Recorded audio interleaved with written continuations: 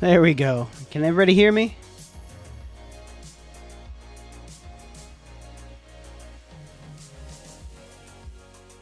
What a mess. Holy crap. Octochrome, Jord, Vanessa. What's up, guys? Yes, Queen. Awesome. Okay.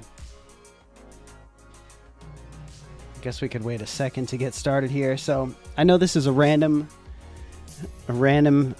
ass surprise, but I wanted to get on here and just I figured including armatures in the videos that I make is like a pretty boring thing, I think, anyway, and I've done a million of them, so I figured why not just try a quick live stream. So I figured I'd be on here for a little bit and say hi to you guys, try this out, see if it works, and if you guys have any questions, whatever, I can kind of explain in better detail how I usually do these things, like how I approach them and stuff, and I don't know.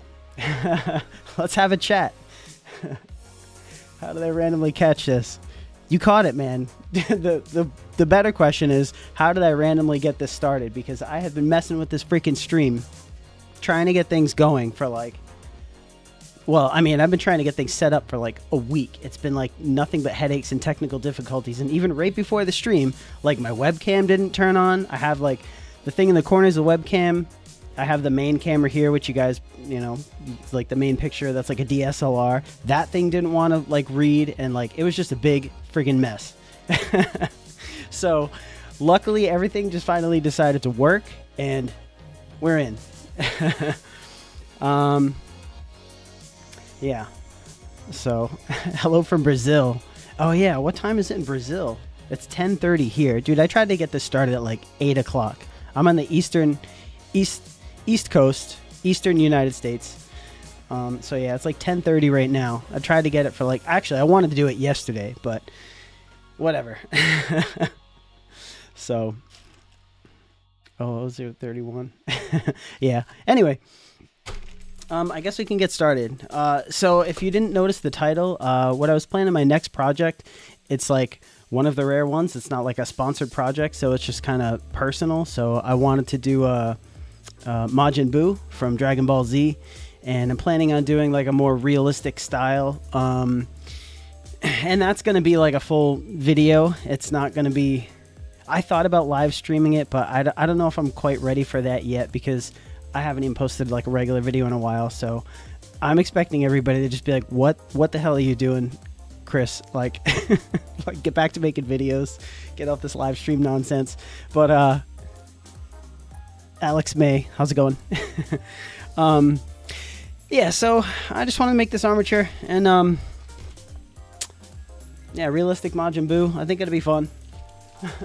It is a lot of pressure.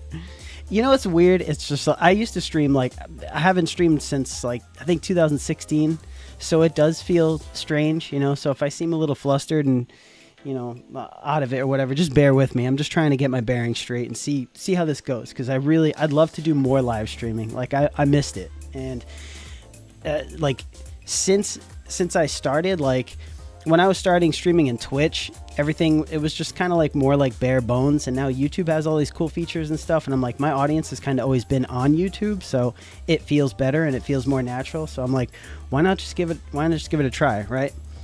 So hopefully you guys are into it. Okay, let's get started. Anyway, so usually I got one of these things here.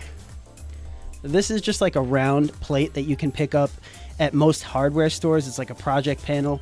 I buy these. I've been buying these like more often because they're just easy to get a hold of, and it's like it's pre-cut. I prefer a round base instead of a square, just because if you put it on like a turntable or Lazy Susan, when you're turning it, the corners don't like bang into you, so it makes it easier. And it runs about, I want to say like $8 or something like that. They have larger sizes too if you're planning on doing a really big project.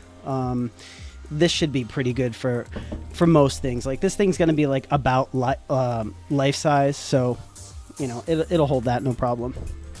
So we just unwrap this here.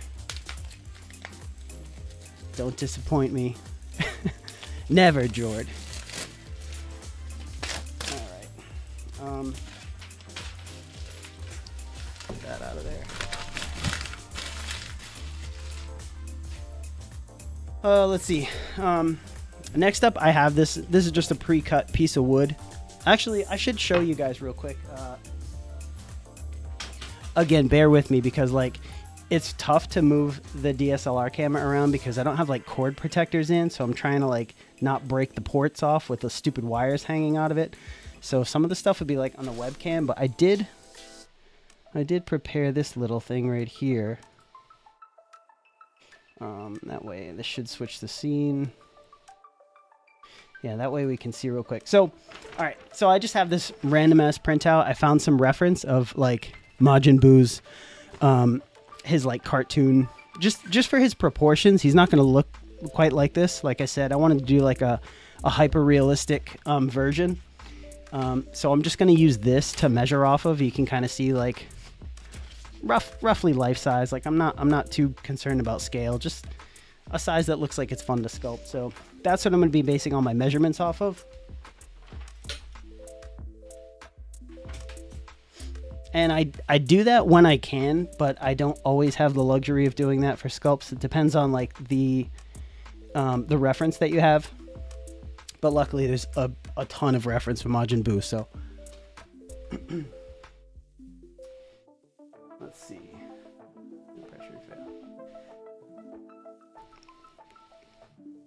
With the more personal projects, when they're done, well, I have a bunch of them just kind of like sitting around the studio. Some of them didn't quite make it. You know, most of the stuff I've done in wet clay, it's just cracked or broken. So, but I haven't like cleaned up in here in a while, so they're just kind of sitting around. I do have most of the YouTube stuff.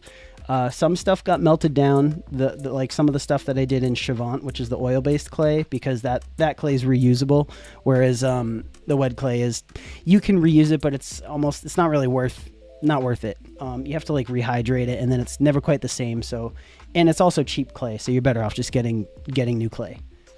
Okay, so like I said, I had this random upright stick. Same thing, I bought it at the hardware store and just cut it to size. And by size,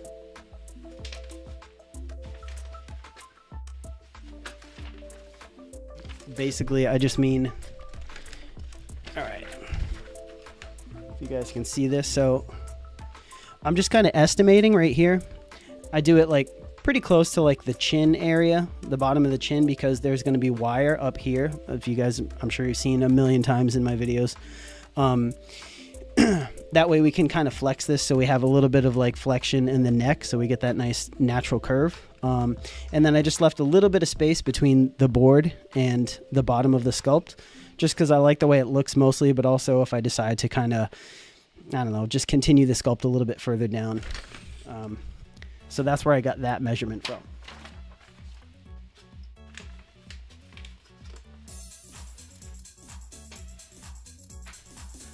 Oh, the heart's been doing good, man. Thank you so much. I've been like, I've been exercising every day, taking my medication, which I got off a bunch of medications, which I'm thankful for. Now I only take a statin and some baby aspirin, so that's good. And everything's been going really good. All my numbers are great, blood pressure, everything, like it's going really good, man. Thanks for asking. Okay, next up, we're gonna position this. Not always. I don't always put it quite right in the middle. Sometimes I put it a little bit towards the back, just because depending on the pose, usually if the head's tilted forward or whatever, you just want to keep that in mind, because you don't want this to be like you know, you don't want it to have too much leverage, because once that huge mass of clay is on here, it's like really heavy, so you want to try to like center it to where you think the mass will be. So center it the best you can. And then I got these L brackets. Also, let me know if you guys can't see. If you want me to move the camera, like I can move it a little bit. I just don't want to be like too dynamic with it. So if that's a good angle, or if you want me to kind of point it down so you can see better, if this crazy ass light's in the way or whatever, just let me know. Anywho, the best Buu. Yeah, Super Buu, man, for sure. Oh, I should mention that. Yeah, so Super Buu, not the fat Buu. He's probably my favorite. It was a toss-up. I was either going to do him or Evil Buu, because I'm like one of the random people that likes the gray Evil Buu. I don't know what it is about that character. I always loved him. I thought he was the coolest version. He had the coolest temperament. Yeah, Third Strike, right? It's like the best music. I usually work to this when I'm alone by myself here. So these are 3-inch corner. They're 4-count 3-inch corner braces, and all they're gonna do is just help support this upright to the board. So they usually come with their own screws, which is awesome. You don't gotta hunt those down. And I'm just gonna take my my drill and screw these in.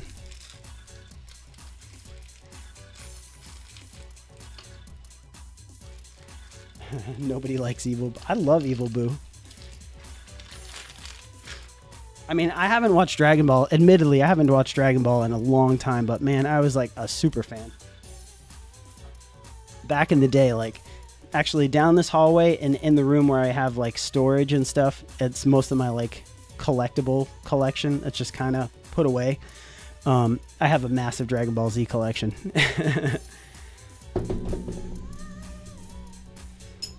Okay. So like I said, a little bit towards the back, and I'm just gonna like just get this started.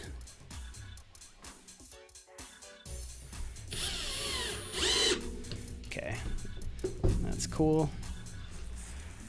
Turn it, and that way I don't have to fight with the thing.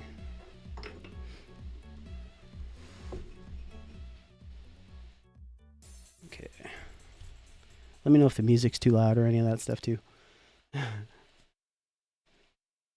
And he kills the gunman that... Yeah, he kills the gunman that killed the puppy. Hell yeah.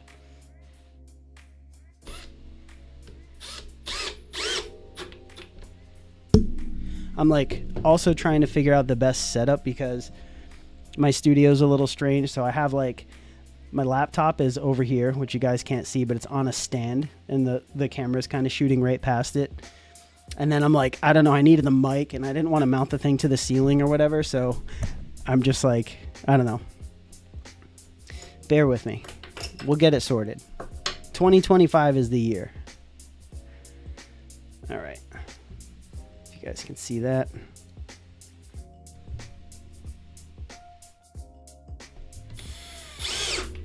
Okay. Yeah, I figured this is just so much better than like... Well, for me, it's better than filming it because filming an armature, it's like trying to make it look interesting. Making an armature is... It's weird. But I'm like, I've filmed so many of these and I'm like, last couple videos I didn't even really include them because I'm like, they all kind of look the same. Like if I did like a full figure armature, I would probably show that because it would obviously be a little more involved, but these things are just so simple. And you know, I don't go crazy. Like if there's one thing I actually hate about sculpting, I mean, I shouldn't say I hate it, but my least favorite part is making an armature. Like what a pain in the ass before you can actually get to the fun stuff, you know. You have to do this every time, and then like it's always a little stressful because I don't know, for reasons. Mostly because you don't, you know, you could always wind up running into it after you've been working on the sculpt for a while. Then you got to either like cut pieces away or like knock them back with the hammer or whatever. I mean, like admittedly it doesn't happen too often to me because I'm usually really careful with how I make them, but it's just such a pain. And I was like, you know what, I think live streaming this would be cool and people might be into it more than showing it in videos. All right, got one more here. Paige Bailey, hello. I recognize some of you guys from the comments. Lee Dixon, what's up, man? Any part of the creative process is worth it. Yeah. Amen. I know Jord hates armatures. Armatures and hair. His two least favorite things. All right. So now, I mean, obviously I'm going to finish this up real quick, but we're secured enough in there with this.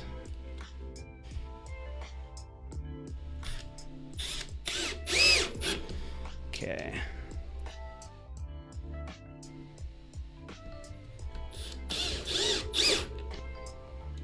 Also, sorry if I'm like breathing heavy into the microphone. I'm still not quite aware of that. Will some of the sculpting be live? I don't know. I was thinking about streaming. I just want to see how this goes, and if it goes well. The thing that makes it tricky is like I only have one camera, obviously, to film, and I'm using that right now. It's the same one that I use to make videos. So it's tough because I have to like when I film the sculpting, I film the whole sculpt, and then the editing just takes forever. So I'd have to kind of like figure out the parts that I would definitely have to include in the filming. Is it like, because obviously I can't do both at the same time. Like I can't make a I can't make the video and stream at the same time. We can't hear anything. Are you trolling me? Am I getting trolled? Max. Yeah, funny you should mention that. What I was considering doing is like, I definitely want to live stream sculpting. Like I want to do a bunch of sculpts. And I do plan on doing some sculpting live, obviously. I don't know if for this particular piece, I don't know if I'm going to, because it's been so long since I've posted a video that I just want to get another video out so that I'm kind of back in the algorithm or whatever. But I do plan on doing some sculpting live, and I also want to just get into doing some like gaming streams live, like, you know, maybe like a Thursday night, Friday, Saturday, whatever, like just kind of later at night, just play some games just to get on here and like interact with my community. That's so awesome. That has stuck with me through all these years and stuff, you know. It just like, I swear it's not laziness. It's just like hard to find time to like freaking create this kind of content. Usually it's like commercial projects, or if I get like, you know, I get a brand deal or something like that, and then I wind up spending like 5 months or 6 months making one video, and it's like, it just sucks. Like I want to do more. And unfortunately anybody who's a sculptor here knows that like just how much time it actually takes, and then trying to film, and just, I don't know, man, I'm just figuring it out. Like I'm just kind of flying by the seat of my pants as far as like the content creation thing goes. I mean, I feel like I got the sculpting thing down. It's just, it's hard to find a balance. But I mean, I would love to start doing some sort of like let's plays, catch up on some games, some live streaming.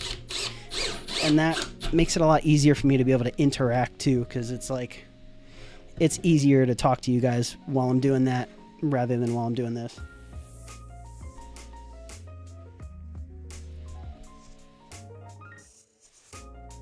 Resolution on your video up more than 480p. Oh no, I don't know why it would be 480p. That should be it should be like 1440. That's what I'm streaming in. But that's the other thing. I'm on Wi-Fi right now, so it could just be my crappy internet. So that was another reason that I kind of wanted to try this out. Let me see. Okay. Any of Secret Level? I have not watched any of that yet. How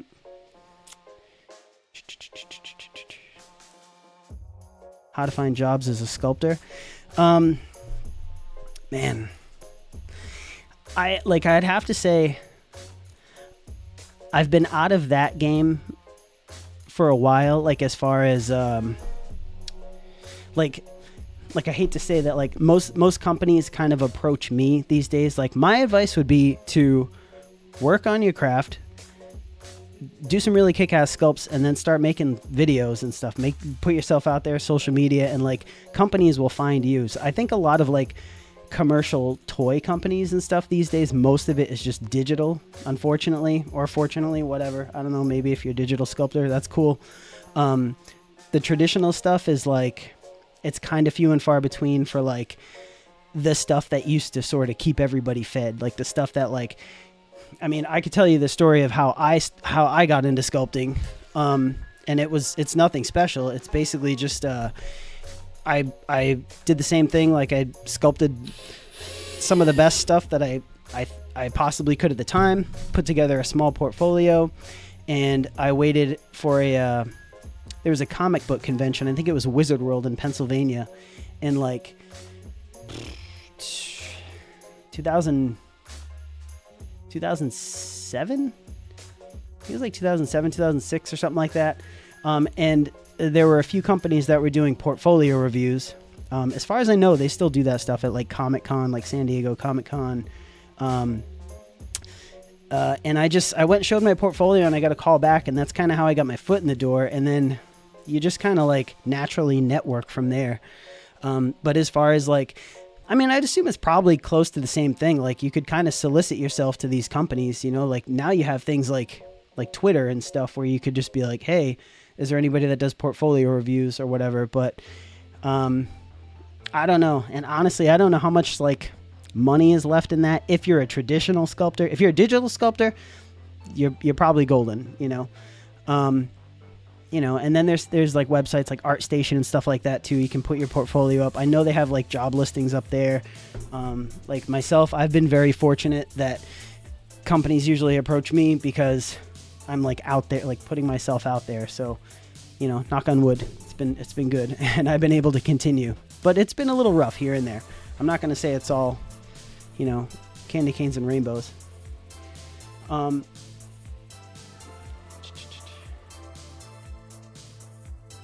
Any games I'm looking forward. I have a backlist of games. It's ridiculous. I've got games that I bought on like Black Friday from like 6 years ago that I haven't played yet. But I was thinking some kind of like indie horror type stuff. I've been into that a little bit lately. Just stuff that's like fun to watch. Probably not so many like first person shooters or anything like that, because my reflexes are not what they used to be. And I don't know. There's so many people that are so good at those games that like probably more like story driven stuff. So it's, you know, I don't have to be like the most skilled gamer out there to be, I guess, interesting to watch or whatever. Okay. Next up. Some info traditional here. Gotta learn the other thing. Yeah, like definitely learn traditional sculpting, because it'll help you in almost every other facet. And like as far as like art forms, you know, same thing with like drawing, like learn how to draw like a pencil and paper. But as far as like sculpting, just learning how like light and shadow reacts and seeing it in person, it'll translate so much more to your digital, you know, your digital. I do like a very, very little digital stuff. Like I've only messed with it. I even hesitate to say that because I'm not a digital sculptor whatsoever, but I know my way around a little bit, but probably not even enough to get any kind of like commercial work with it. But man, machines are the future. Let's see. Oh, just had to refresh the page. Awesome. Cool. Yeah, let me know. I don't know if it's hopefully it's coming in clear for you guys. Okay. So now we have a bunch of different armature wire here. This is, let's see. This stuff I got off Amazon. This is like a little hack, actually. If you buy specifically armature wire, it's going to cost way more. Like this, I want to say this is like, God, I can't remember. It's been a minute since I bought this. It's like probably $20 for like 22 feet of this stuff. Usually you only get like 8 or 9 feet, and it'll be like $20, especially for this gauge. And this is like, I forget which gauge, but it's measured differently. So like I said, it's on Amazon, but this is 6 millimeter. I want to say it's like 3/16 or something. It's kind of thick. But depending on the project, that, you know, the size of the project you're going to make, you know, just let that dictate whatever kind of armature wire you're going to get. I did the same thing with this. I just ordered these, and you get a crap ton of it. But just look up aluminum. This is like aluminum art wire for jewelry making. Don't buy armature wire because it's a freaking ripoff. Okay, and then real simple. So we're gonna unroll this.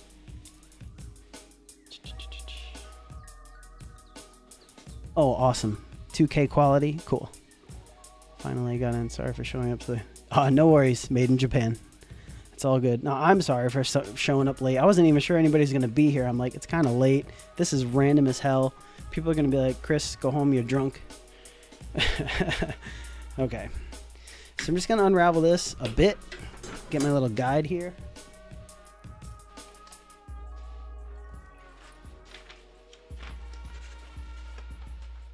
All right. Oh, actually, I did forget one thing real quick. There's a little stand that I'm going to use to put behind. So hang on one second.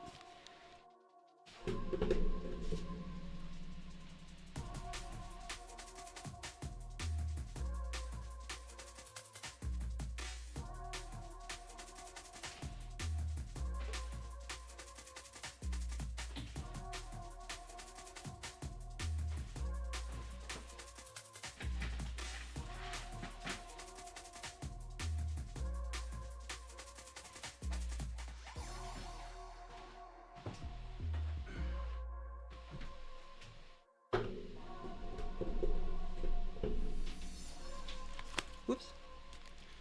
Okay, yes, forgive me. My studio's a mess.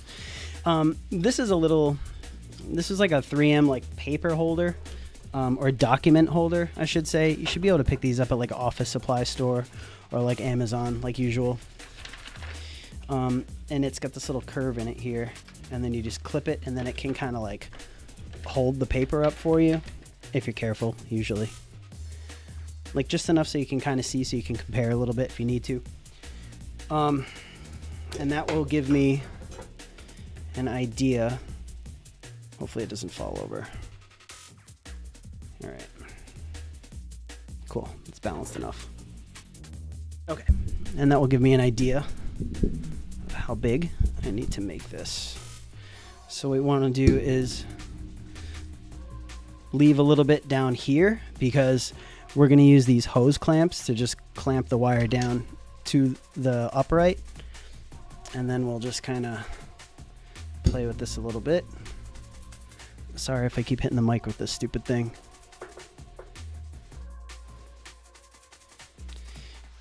Fix it for drawing show. Yeah, exactly. Don't go out buy fixative for drawings, charcoal, etc. Just to go get hairspray. Exact same thing. Yeah. I haven't done much charcoal drawing, but I have done a little bit of it. That's pretty fun too. And a couple YouTubers have said they sculpted clay, and when trying to sculpt in digital, had no problems. A little time consuming to learn the software. Yeah, I joke a lot about digital sculpting, like whatever. I have no real beef with digital sculpting. Like I just joke around because I'm like antiquated in this and kind of refuse to adapt. And I mean, it's not so much that. It's like traditional sculpting is just so much fun, and I'm making this work as much as I can, I guess. So it's working out, so I'm going with it, and I haven't had any real reason to completely kind of, hunker down and like force myself to learn every facet of digital sculpting. But I don't know, if I was like chained to a computer desk like that basically all the time, or a tablet or whatever, like I don't know if I would love it as much. I hate to say.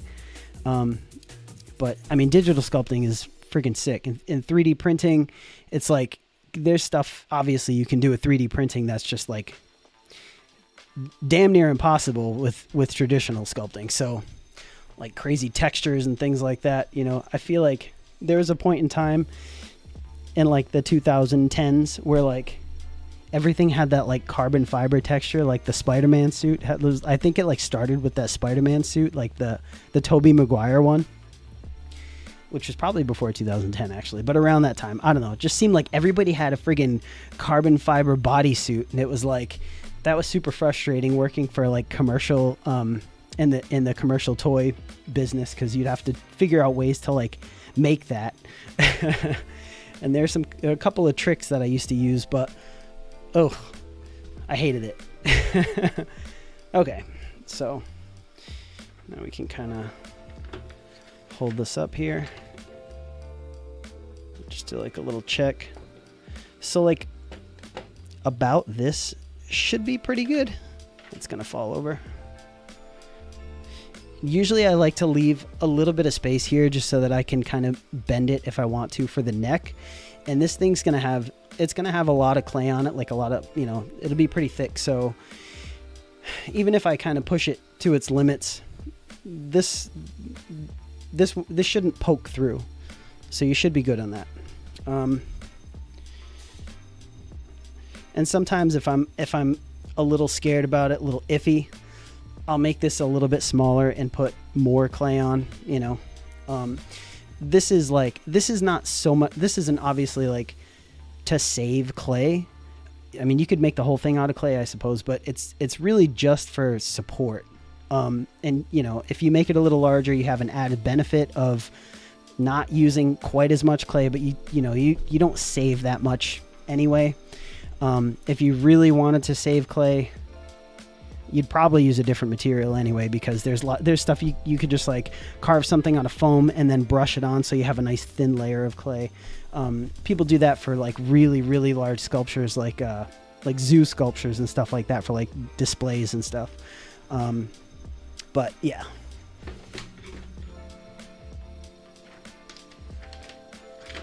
The weird thing is, like, I'm not used to dictating this stuff as I'm doing it. Like, it's stuff that just happens kind of like second nature. So yeah, I'm going to take this off. That way we can get it more exact. Exact. I'm like holding the shit together with like pieces of paper taped together. All right. So you can kind of see where we're headed. Give that a little bend forward.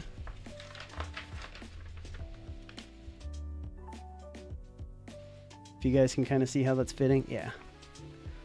That looks like a pretty good fit. And like one, you know, you'd have to take into consideration if the mouth was open, you may run into this part right here. So you might want to bend that in a little further. It all depends. You could always cut it away afterwards too with like a pair of like wire cutters, which I'm actually about to use in a second here. Yeah, so this should be right about where this goes.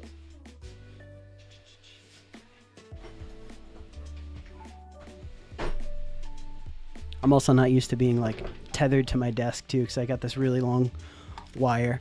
Like, one less thing I wanted to screw with was wireless headphones, so I decided to just plug them in. So these are just like cheap wire cutters I picked up at the craft store a long time ago, and they're really dull,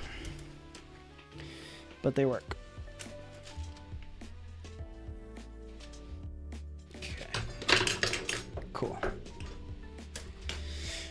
All right, so one more time here. So we have this. Now we're just gonna make another one of these. And there's probably not enough in this one. Yeah, definitely not enough. So if we were to do this, we'd be a little short if we bent this all the way around. So I'll just save this for something else, maybe like a hand or something. I wasn't planning on doing a hand on this guy, just the bust. Which I don't know if you guys noticed, but I like sculpting busts. Because I spent so many years sculpting like fingernails and belt buckles and shoelaces and crap that I'm just like, you know what? When I started YouTube, I mean, still to this day, it's mostly for fun. You know, I do make money from it now, which is great, but I started it for fun, and sculpting portraits is really, it's, in my opinion, the most fun thing about sculpting. So, and these pieces just take so long anyway that, like, I don't want to drag things out further by having to sculpt all kinds of other body parts and whatever else. So I just do the fun stuff.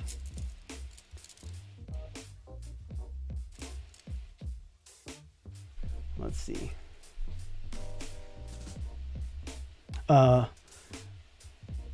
I've been feeling great, man. Thanks so much for asking. I was wondering, 3D prints a lot of superheroes. Tech suit. Yeah, it is, right? That tech suit. I don't know what it is, man. It's like, Jesus. I remember there was a Flash that I sculpted. It was like a 1/6 scale Flash. I don't think it was ever released, but it was for Sideshow Collectibles, and I was like, had this stuff like on the side of his head and on his gloves and stuff. It was such a pain in the ass to do. but I thought I was pretty clever how I did it. I had some like, oh, well, first I did it out of wax, which is a whole different thing, but I found this like lace material, and I basically just pressed it into the sculpt, and then when you peel it off, it made that like perfect carbon fiber texture. It was like perfect scale and everything, so I was like really proud about that. But I don't even think they wind up using it.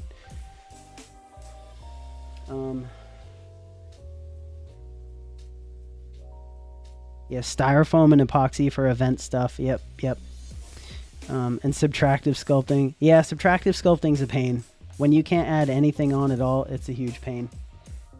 Do I do most of the time, like for YouTube stuff, if I mold something, yeah, I'll do my own molds, but it used to only be like small stuff for the commercial work, because they always wanted like the sculptors to be sculpting, so they have people that actually are like full-time mold makers. Having to explain the process, another process, yeah. Oh, so like, yeah, I mean, for mold making, that's another thing. Like, I hate recording mold, like making molds, because it's just like, it's such a messy process usually. And you're working with like timed materials, you know, so like you don't want to, you have to like go back and forth, like get the focus on the camera, press record, and then you get crap all over your hands, and you're just like, it's just a mess. You like touch the lens or the focus ring or whatever, and just like, it's awful. I mean, there's a lot of reasons I don't like to just mold stuff from YouTube, because like, first thing is I don't sell these sculpts. They're obviously not licensed, so like I can't really make any money aside from the video off of it. And molding, it's not that it's an expensive process, but it would get expensive if I were to mold everything that I made. So like that's a pain. But like, full disclosure, I'm not like a master mold maker. Like, I know some pretty basic, you know, I know enough to definitely get me by if I was in a shop or something. But yeah, there's guys that are like, mold making is an art form in itself. So I just like doing the fun stuff. I'm kind of lazy about it, I guess. But I could show that if there was something like, I don't know, I'll keep that in mind, because it would make a cool video. As a digital sculptor, you're required to provide a file to be printed. Yeah, you just give them the file, and like the thing about that, which you run into all the time, is like, you know, you'll get an art director that's like, doesn't know what he wants, and then he's like, can we make this 10% bigger? And if you're a traditional sculptor, it's like, well, that's a whole entire resculpt. You can't just do that. But you know, like there's so many reasons that digital just basically took over, and not much else we can do about it. But yeah, you know, and also like, you know, you can work from all over the world basically. So if you're in like India, like I know there's a ton of digital sculptors in India. I want to say Russia is pretty good for like a lot of digital artists in Russia too. But same thing, it's like, you know, you could just you could send that right over to the United States or whatever, or wherever in the world stuff is, you know, being handled, printed, probably China or whatever, as opposed to trying to ship some crazy like fragile sculpture that's like, you know, puzzle pieces that are all stuck together, and then God forbid the thing breaks on its way over, which I've had happen a couple times. I've had to like hand deliver sculpts because they've just broken more than one time in transit. So, you know, but I mean, traditional sculpting, I think it's just like, it's so much fun. People are always going to want to get their hands dirty. They're always going to want to make stuff, you know, even with all this like AI crap that's out and everything. Like, I don't care if I could just punch stuff into, you know, what do you call them, prompts. If I could like put in a prompt like, I want the most perfect Majin Buu statue, it's like, yeah, I mean, I guess, but I like making it. So so here I'm just using the other piece I just made. Obviously you want these to be about the same size, they don't have to be perfect. I'm just kind of using the other one as a template, and then we will trim this off.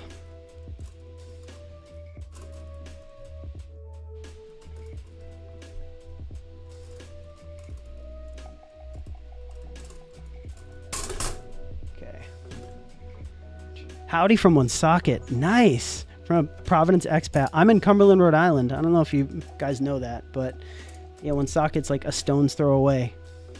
That's cool, man. Phoenix27, thank you very much. Watching for years. Really excited for the stream. Hello, Phoenix and kids. Yeah, same, man. Love sculpting, hate making a mold. I'm like, just give me the clay. Like, let me do like the first part. Even sometimes I could skip the middle part. I like doing, roughing things out and detailing is like my jam.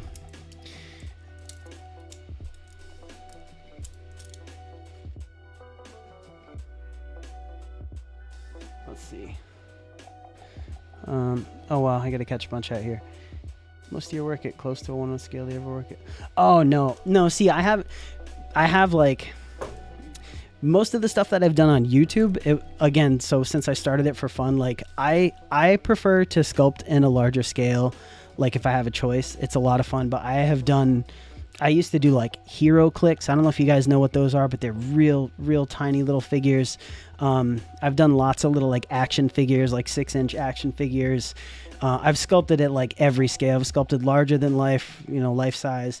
But this is just like, this is the fun stuff to me. Like I like when the thing's right in front of me, and like as I'm sculpting it, it's just staring back at me. It's like it's really like bringing it to life, and it gives it a lot more presence on like camera. Makes for better videos. It's just like, I don't know, more impressive. But it's really just more fun to work on, I think. And plus, like man, sculpting all that small stuff for like so many years, I've developed like neck problems and elbow problems and stuff because you're always just like hunched over, and like it's not good for you. And I was kind of stupid and didn't really pay attention to like ergonomics and stuff when I was doing that, like back in the day. So especially if you had like a deadline, like I remember one time I was doing this figure and I worked for 48 hours straight sitting in a chair hunched over. It was like no word of a lie.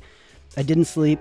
I ate just a little bit, so a couple 2-minute breaks here and there, and then I was like right back to it. It was awful, man. And I wrecked my neck and my back doing that. Now I stand up when I sculpt. I've got this desk basically like raises up and down. I have another stand too that like when I sculpt with Chavant, it kind of tilts all around different angles so that I don't have to kind of do the art poses like crazy underneath and whatever. So,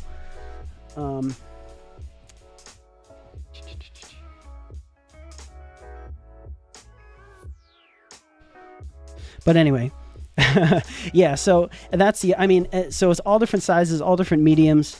And this is so much fun to sculpt large. And then if you're sculpting large and you can use wet clay, which is just that water-based clay, it's so much fun. Because it's like a fast material, you don't have to heat it up. You don't have to knead it. You can just grab hunks or slabs or whatever, put it on, move the stuff into place. And like, to be honest, it helps a lot too, because you're not spending so much time staring at the same thing. If you see something that's off, you can usually move it really fast. And it's like, it's easier to problem solve, I think. But there's some stuff it doesn't lend itself quite well to, and it can be finicky. So, you might have to use some certain techniques, like letting it dry out a little bit before you can actually sculpt it, because it just like, without support, it'll just like flop over. Got a sculpture, sorry, link bust. I know, man, that link bust, that thing was nuts. I love and hate that thing, because I'm like, if I knew it was going to do that well, I would have spent a lot more time on that thing. But I don't know. People liked it. I liked the video. I think I liked the video more than the sculpt, to be honest. But that was one of my first forays. I'm like, we have enough Batman and Spider-Man sculpts and enough like Stormtroopers and Darth Vaders. I'm like, we need to sculpt Link. Or some like video game characters. Okay, so we have our pieces here. And this is just like a fiddly part. I try to make it look cool and smooth when I'm doing it on a video, but it's really like a fiddly little pain in the butt. So, okay, so I basically these are just hose clamps. When you're buying these, just make sure they fit around everything. I think these are like 3-inch hose clamps. They're adjustable if you've never seen these before. But the tricky part is you have to take these, I kind of loosen them up all the way, put them on here like this. Okay. And then we're going to have a front and a side. Okay, see, I'm already getting turned around here. All right.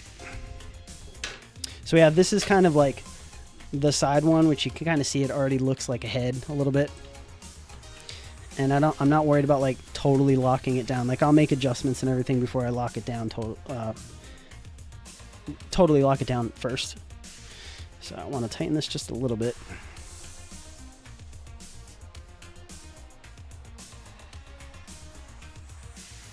What Grenade Gaming? What inspired me to start sculpting with clay? A long time ago. I mean, I've always been a gamer. And I've always like collected things. I've always been a huge mark for like toy companies and pop culture and, you know, consumerism and all the bad stuff, I guess. But, you know, I go to like comic book conventions and stuff with my dad and my brother, and like kind of come from a line of like toy collectors, whatever. My brother collected like records and toys and stuff. My dad collected like toys and other just like random things. And so, anyway, I was just really inspired one day. Not one day. I was inspired by the video games that I was playing. And specifically, it was Street Fighter. And I was just mad that, like, you couldn't find good Street Fighter figures. Like, I was always mad at the portraits. Like, there was never a good Ryu. There was never a good Sagat. And so, I couldn't do anything about it until the internet came along, and I was like, there was a bust of Akuma that came out. It was like a Comic-Con thing, and I fell in love with it, and I was like, wow, that thing's sick. And I saw some production pictures of it, and like it was, somebody had sculpted it in Castelline, which is like a clay wax, which I haven't used on the channel, but it's something that I used to use all the time for like toys and commercial stuff. So I found out that somebody hand sculpted that, and like I had always thought that this stuff was done by machines, which is funny because like now most of it is, but at the time I didn't know, you know, it was actually people sitting there making these things by hand. And then I did a little bit of research, whatever I could, because back in the day the internet was not like it is today, as I'm sure you're all aware. And I did some digging and found a couple of random like forums, like collectible forums, and I was just asking around them, like, does anybody know what material this is? And I finally got an answer, and somebody said Castelline, and then from there I just started doing some research on Castelline. But before I had, because like there were only a few suppliers of Castelline, so like you couldn't just go to the store and get it. So in the meantime, I was super impatient, and my girlfriend Lindsay was working at Michael's Arts and Crafts, and I found out that sometimes people also use polymer clay. So I just had her pick up some Sculpey from the store and just like a crappy little toolkit, and she brought those home, and then I tried to sculpt a little bust of Sagat, and it was like real crude, but like cool. I thought it was cool enough to kind of keep going, and I liked the process, and I'm like, well, this looks pretty good. I actually still have the thing. I think it's in the other room, but maybe I'll show that on another stream, but not right now because I'd have to do a little bit of digging for it. So I sculpted this bust of Sagat, and that was it. From there, I just like, I never turned, I was like hooked. I basically, I got laid off from, I was working at General Motors at the time as like a parts picker in the factory, and you know, with like unemployment and stuff, I was just kind of collecting, and I was learning how to sculpt as I was doing that, and looking for other work and stuff. And then what happened was I started posting my work on some forums, and there was a couple of people that had garage kit companies, which was basically just like, you know, they'd make like unlicensed model kits, like fan art and stuff like that. And this one dude basically just hired me to keep making pieces. So I was like making money doing this, and it was fun. And I loved it so much that I kind of progressed pretty quickly. And then that was when I kind of made the jump, and I'm like, you know what, I'm gonna make a portfolio, and I'm gonna see if I can shop it around and see what happens. And that's when I got my foot in the door at that Wizard World.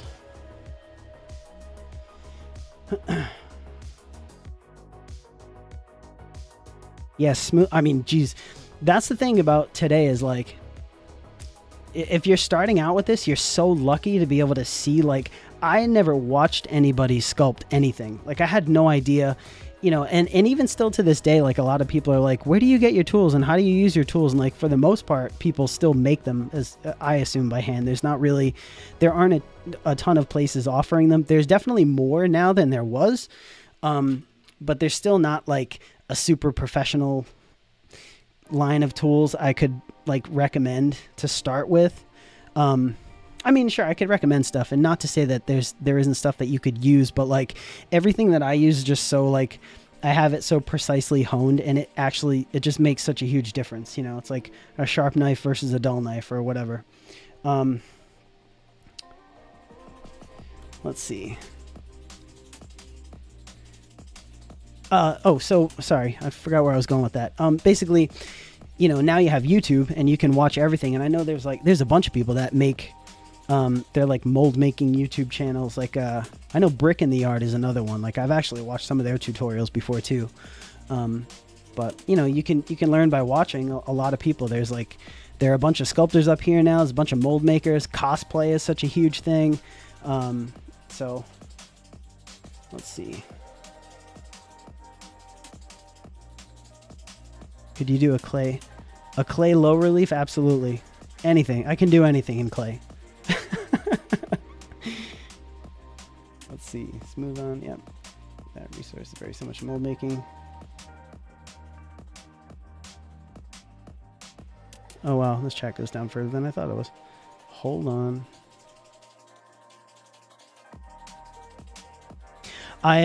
Once I finish this, I'll probably turn this into a quick just chatting stream, because I had a feeling I was going to get some questions up here, but thank you guys so much for being so chatty, and thanks for being here.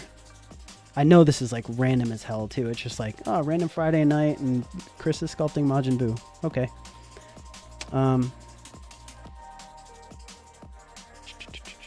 Digital sculpting? No, is not my day job. Absolutely not. I'm not a digital sculptor at all. This is my day job.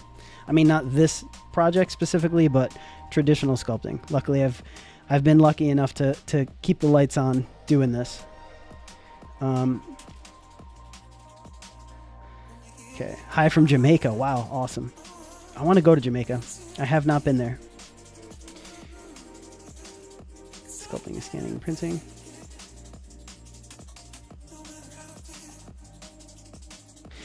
I have been sculpting in clay and scanning and printing. I should get on that. Yeah. I mean, yeah. I should probably just get it. I think about that sometimes, like, why am I still doing this? I should just 3D print stuff, but I don't care, man. I like doing it and it's fun.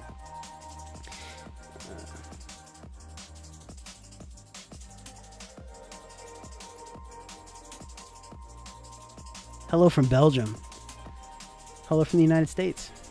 Dave and Wyatt, Austin, Texas. Oh, you guys are all over the place. Okay.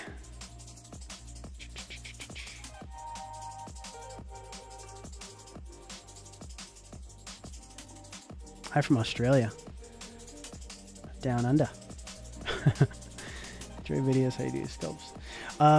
The sculpts in wet clay, I have a few of them that have lasted, but yeah, they definitely crack over time. I have Kratos still over there in the corner. I'll show you guys what he got it kind of bad, but I'll show you what's left of him in a minute. I've seen quick sketches. DK Lee Dixon. Which I actually did 2 Donkey Kongs, but I don't think I showed one on YouTube. I think that was a Twitch stream, because I did like the video game cartoony version, and then I did the movie version. Hollow Knight. Oh my god, I forgot I made him too. Yo, where is Silk Song? Wow, from Peru. This is crazy. I feel like a superstar up here.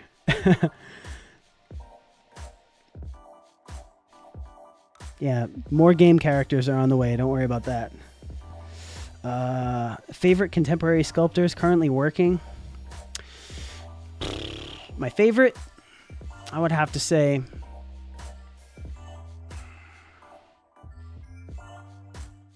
Hatch Effects is absolutely incredible. Let's see, Josh Weston is another one. He works in the effects industry. Incredible sculptor. My buddy Andy Bergholtz, he's another one. Trevor Grove, another friend of mine. He's another incredible sculptor. Alex Oliver is awesome. Aris Colacontes. I've got a huge list of them. Let's see. Earthworm Jim. I did a sketch of Earthworm Jim on the Twitch. I think that's actually on my channel if you wanted to check that. It was just a quick sketch though. I think it was like 2 streams I did that. Work always save your videos and watch them on repeat. Awesome.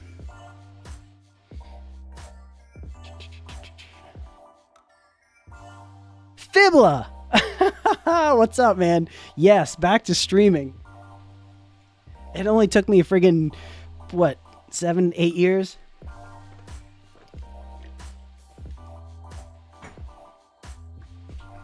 Awesome, man. Good to see you.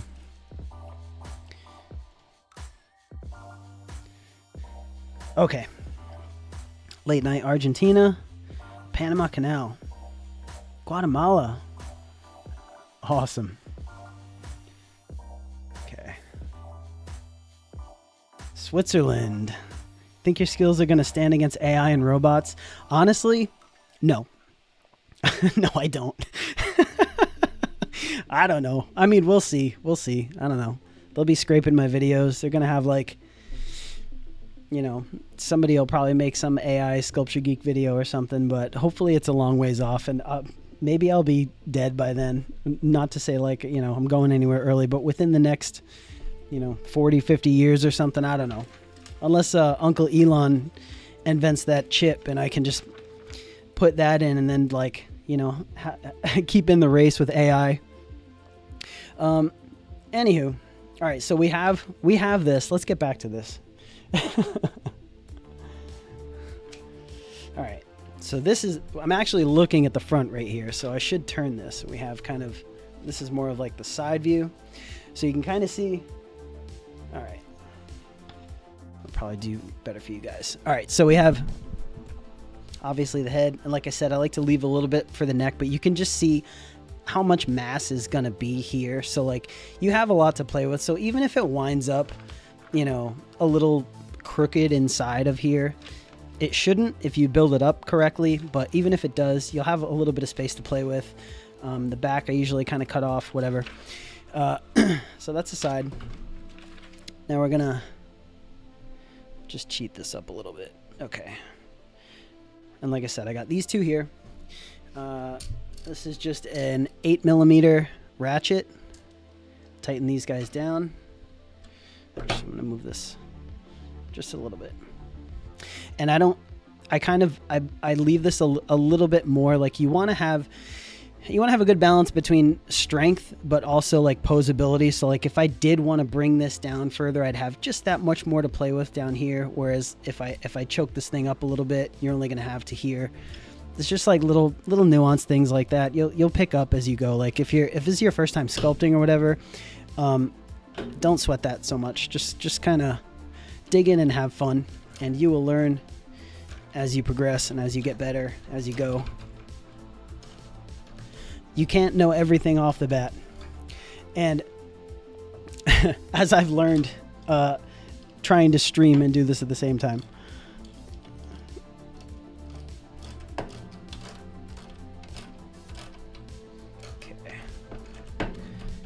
All right.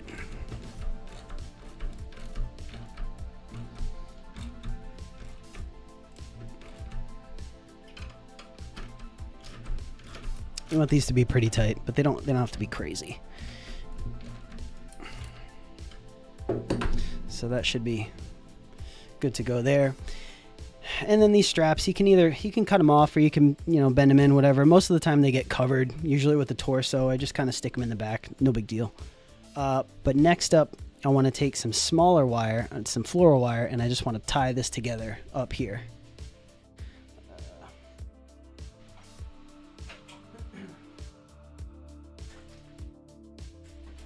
Yeah.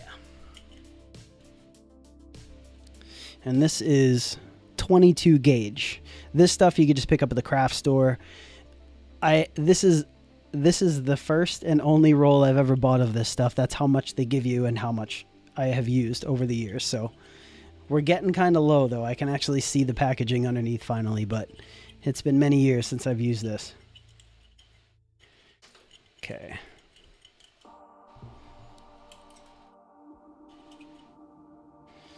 So I'm just going to kind of cut a length.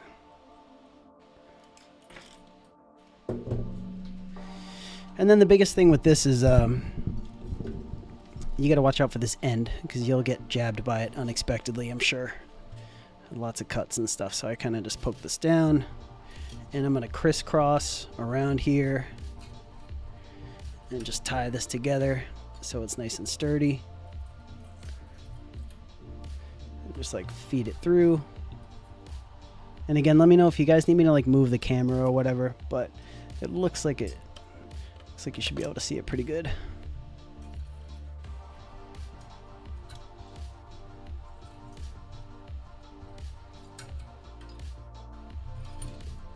Okay.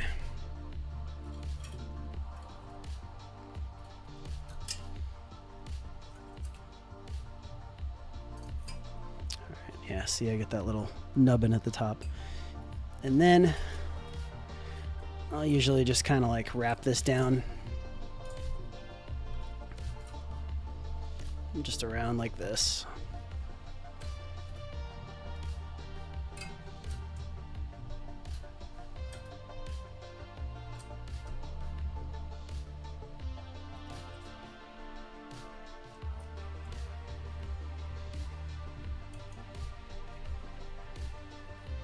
Like just enough. Right down here, and then tuck this in.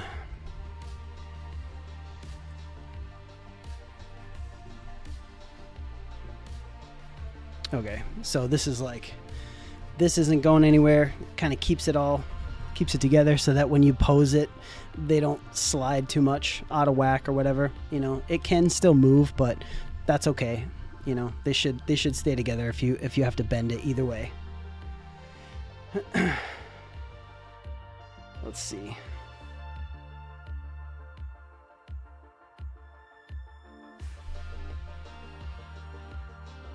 Think about recording video, sculpting with video glasses.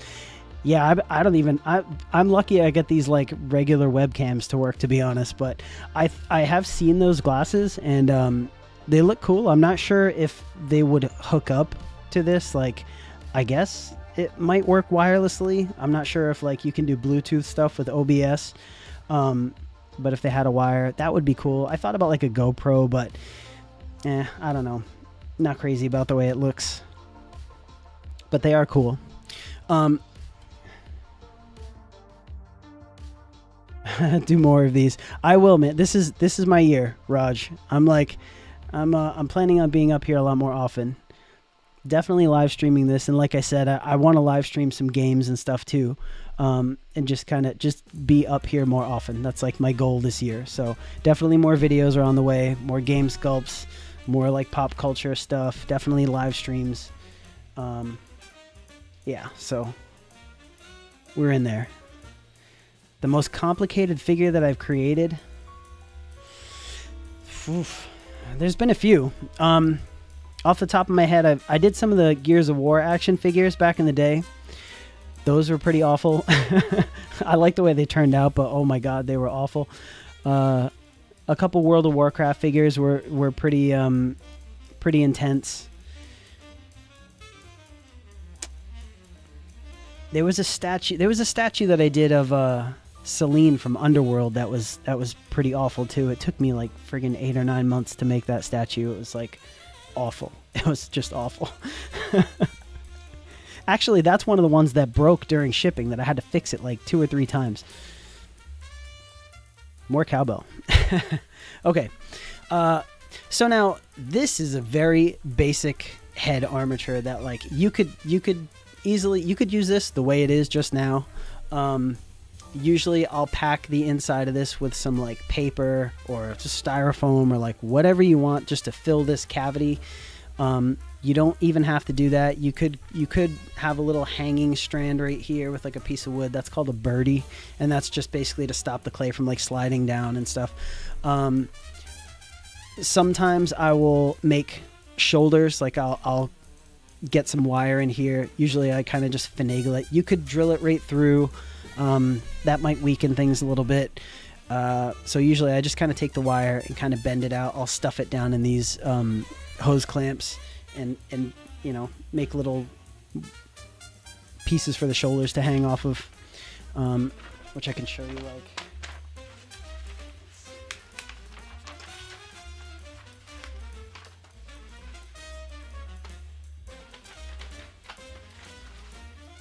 But this is totally fine if you wanted to stop here. And it might actually be fine too to sculpt with, because once you start packing on the clay, I don't know, it's a chance you take. It may droop a little bit.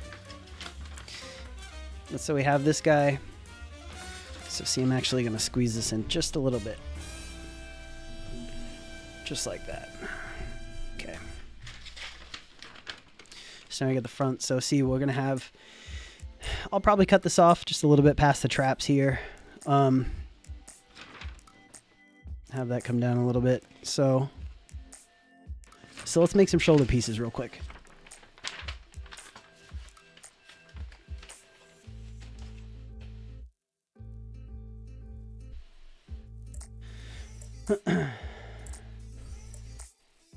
Sculpting, molding, and casting process for every commission you do.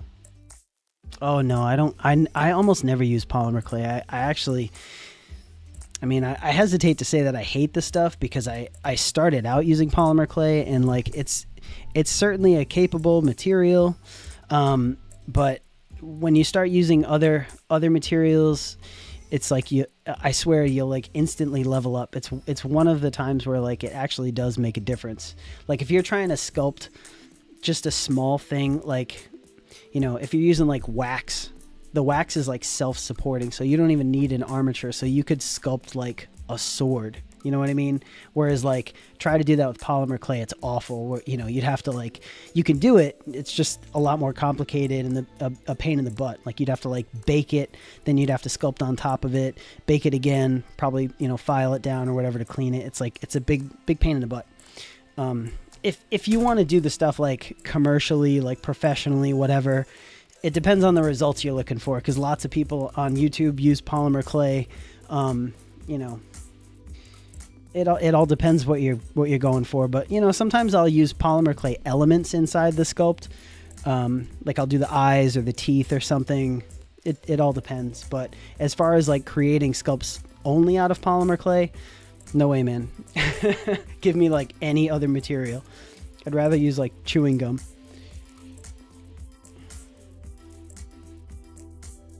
I have not used Cos clay. But yeah, the way Sculpey cracks, you put it in the oven, it's like, oh man, it's just not worth it. Okay, so...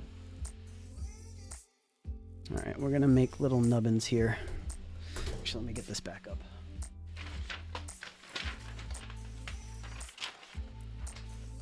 Good stuff, really hard to get a hold of here in Tokyo. Wax. Yeah, wax is like...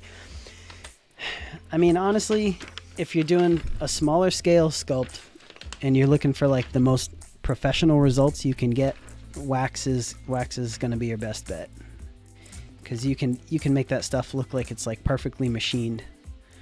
All right, so we've got, okay, just going to kind of use this as a guide. I have my little L brackets here that you can't really see them, but that's about where I want the parts of the shoulders to kind of hang out. So what I'm going to actually do is probably move this down just a little bit, so that way I'll slide them down, and that will kind of bulk things out, but I'll be able to put that there. It'll kind of loop around. You'll see.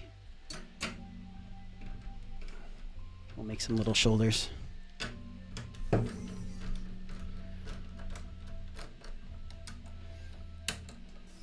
Yeah, Chavant is kind of like working with chocolate.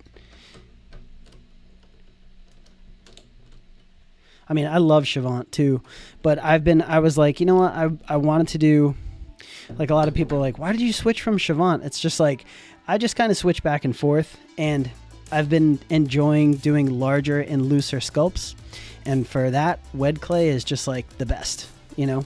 Chavant is like, you can get away with doing larger pieces and polish them quite a bit. So like if I have some kind of like brand or whatever, some game company that approaches me and they want like a model of their figure, then usually I'll use Chavant because you just get a more professional finish. Not to say you can't do that with wet clay, but there's a lot of stuff that goes into it, a lot of reason why you would choose one material over the other.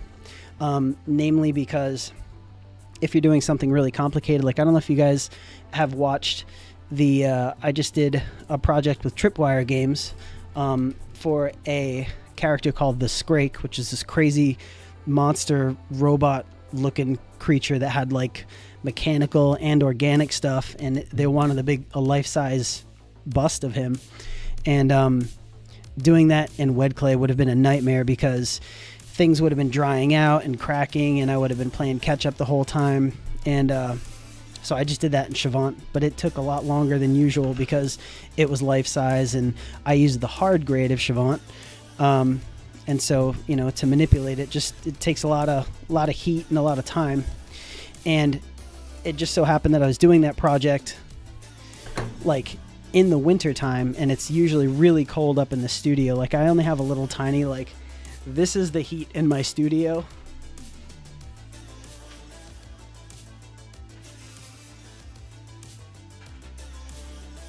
So, and this is like a really old ass house that I'm in. Like this house was made in like 1894, 1896 or something. So there's no heat up here.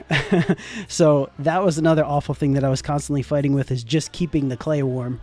But you don't have to do that with wet clay. Okay. So I'm just sliding this down enough so that it fits both of these here.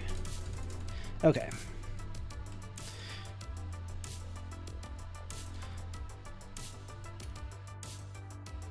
I'll tighten this back up.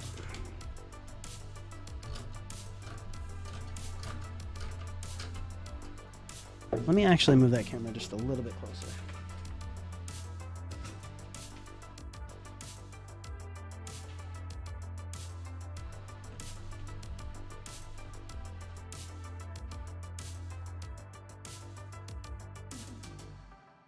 All right, how's that? Better?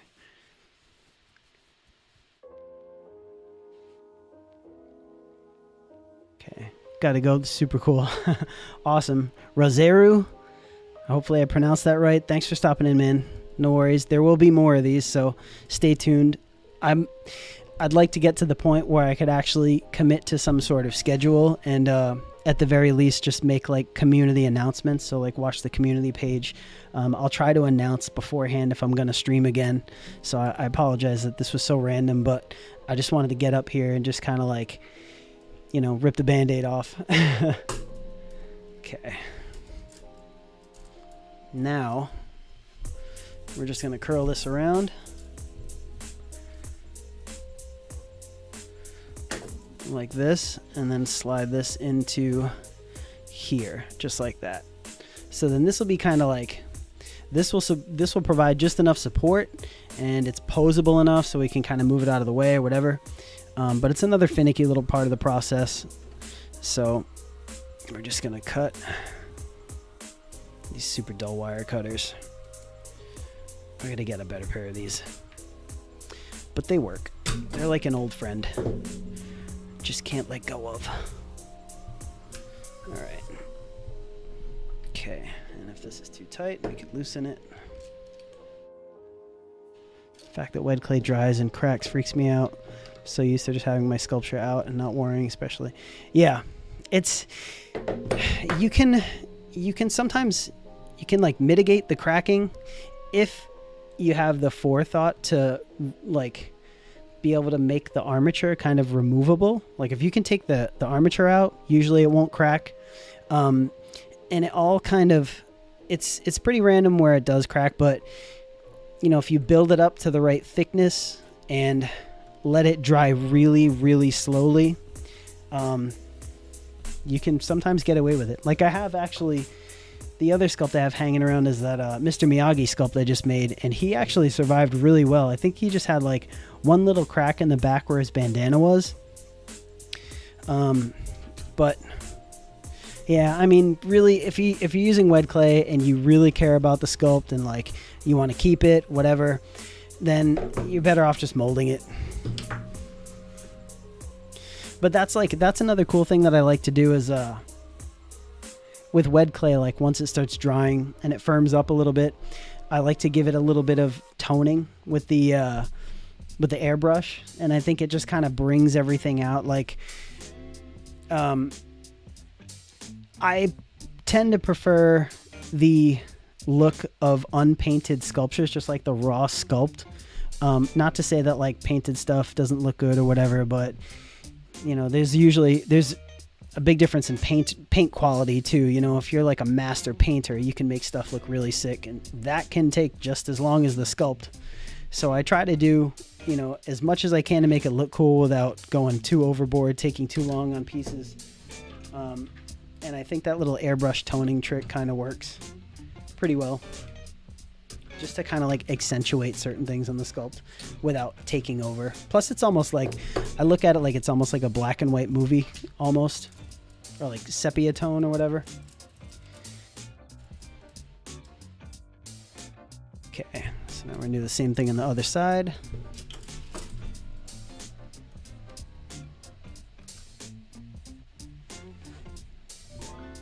Yeah, this is a pain.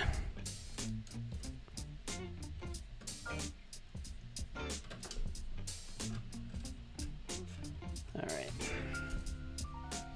Slide this down. It's like back and forth, back and forth. Tighten one, loosen one, tighten one, loosen one. Come on. Okay. So I don't lose it.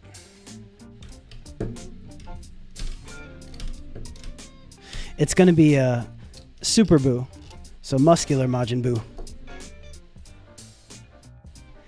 I thought about the fat one too, but it was a toss-up between Super Buu and Evil Buu, and I think I want to do Super Buu because I have a couple of ideas in my head. But we're gonna do like, he's gonna be like realistic. I'm not gonna sculpt him like cartoony.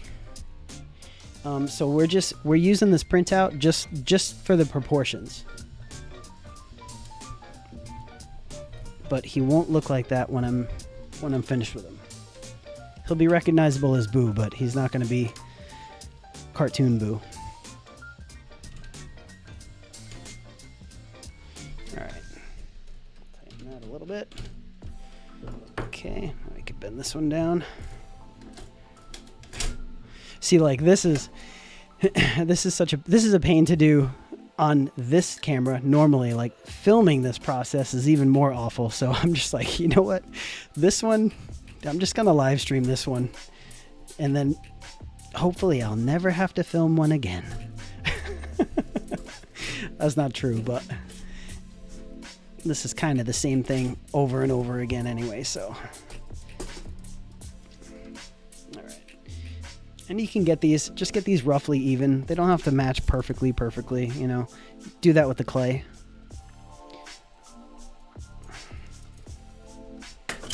Okay.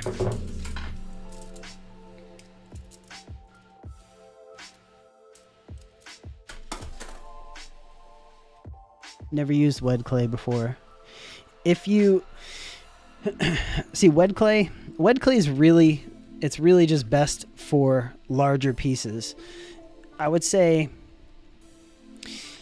it could be kind of similar to polymer clay, but it has less memory. So like It's not as squishy or like rubbery. Like it's a very intentional material. So when you sculpt with it, it does what you tell it to, which is awesome. And I find that polymer clay is a little rebellious in that regard.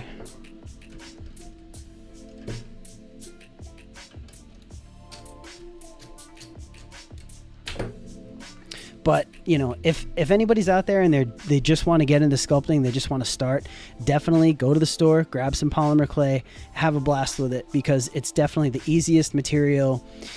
It's the easiest material to just pick up and go and just get started, you know. I mean, you do have to knead it before you start sculpting with it, which is a pain too, especially for like larger pieces, because if you don't do that, it can, I mean, it depends how long it's been sitting on the shelf or whatever, but you always want to mix that stuff up and kind of mix all the oils together so that not only so that it's more sculptable, but also so it doesn't crack in the oven as easily. Okay, just trying to push this down a little bit.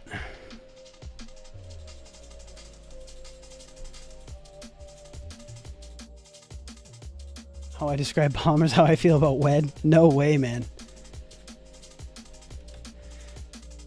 Disney. Yeah, well, WED clay stands for Walter Elias Disney. So it was developed by his team.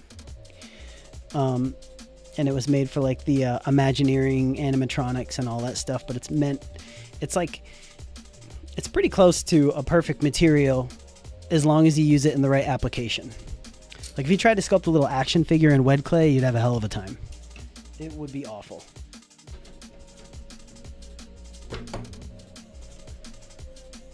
Come on, why is this not? Yeah.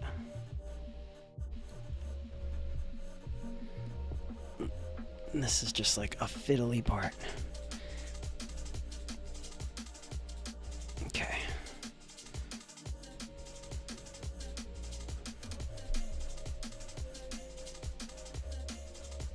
And I think that should work. Last check before I tighten these up. Check the height on this thing.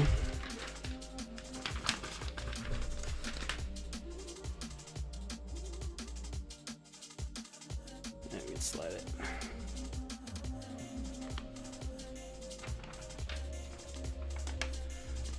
Yeah, it looks about good. Try to get this area kind of like towards the bottom of the chin.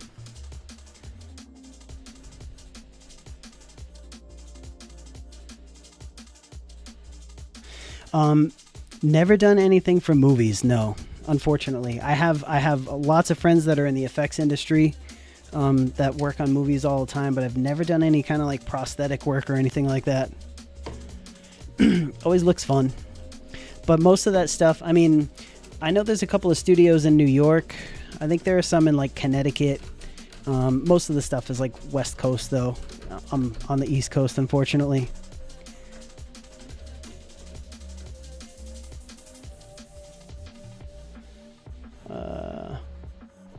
Oh, action figures. Adriana is awesome. If you do action figures, then I'm telling you, you need to try Castelline or Wax if you have not yet. It'll open up a whole new world. Watching a stream on Twitch of a toy maker for NECA. He said he knew you. You were cool. Forgot his name. For NECA?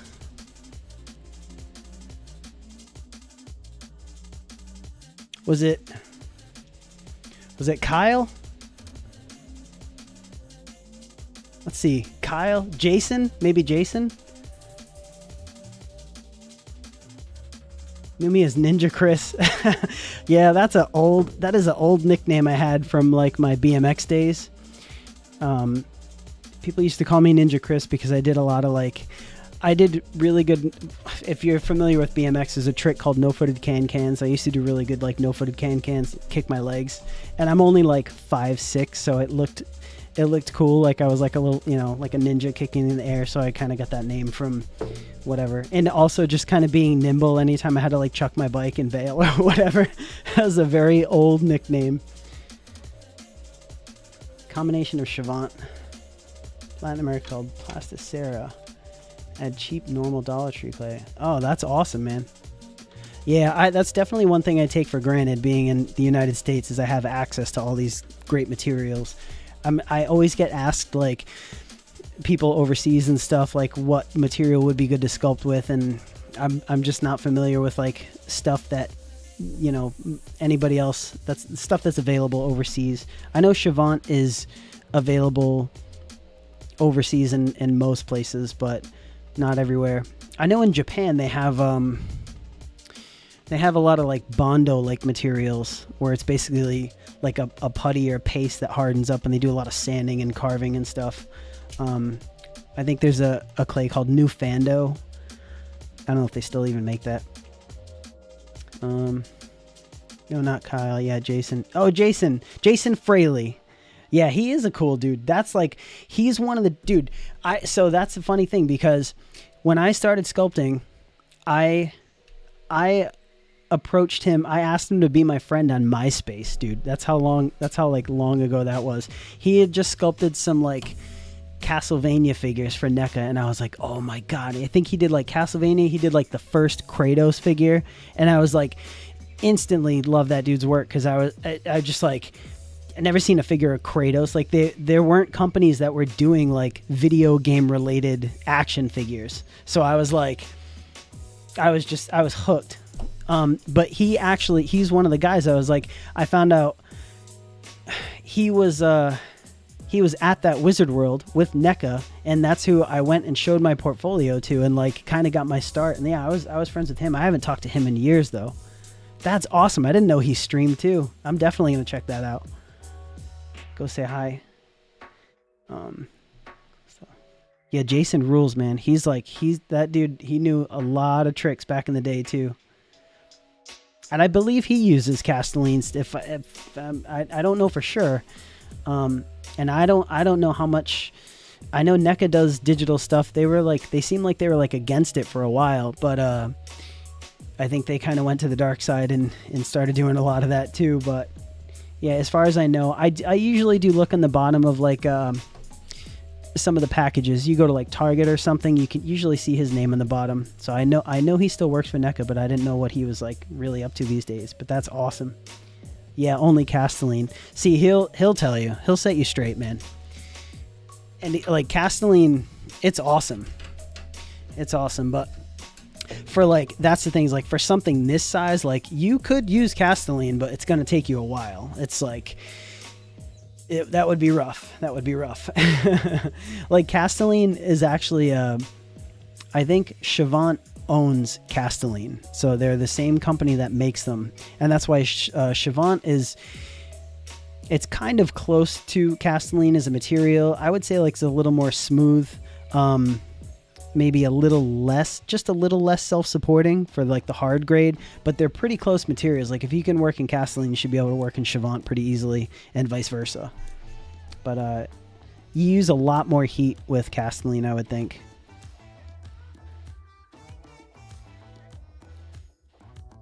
Need for after doing all projects in hard monster clay, I finally tried Chavant clay, and my final sculpture was much nicer. Yeah, I mean, it all depends on the project. If I'm looking for something that's like the most absolute professional grade that I could possibly get, it would be like wax, like tooling wax. And unfortunately, there was one guy that used to make the best sculpting material. I don't know if he still does now, because I haven't done like commercial toy work in a little while. So I don't know if he still makes it, but he's making it out of his garage. This guy, it was Ralph's wax. That was like the best stuff to sculpt with. But he was like a very small production that you kind of had to know him to purchase the stuff, I guess. But I know Sideshow, they make their own wax.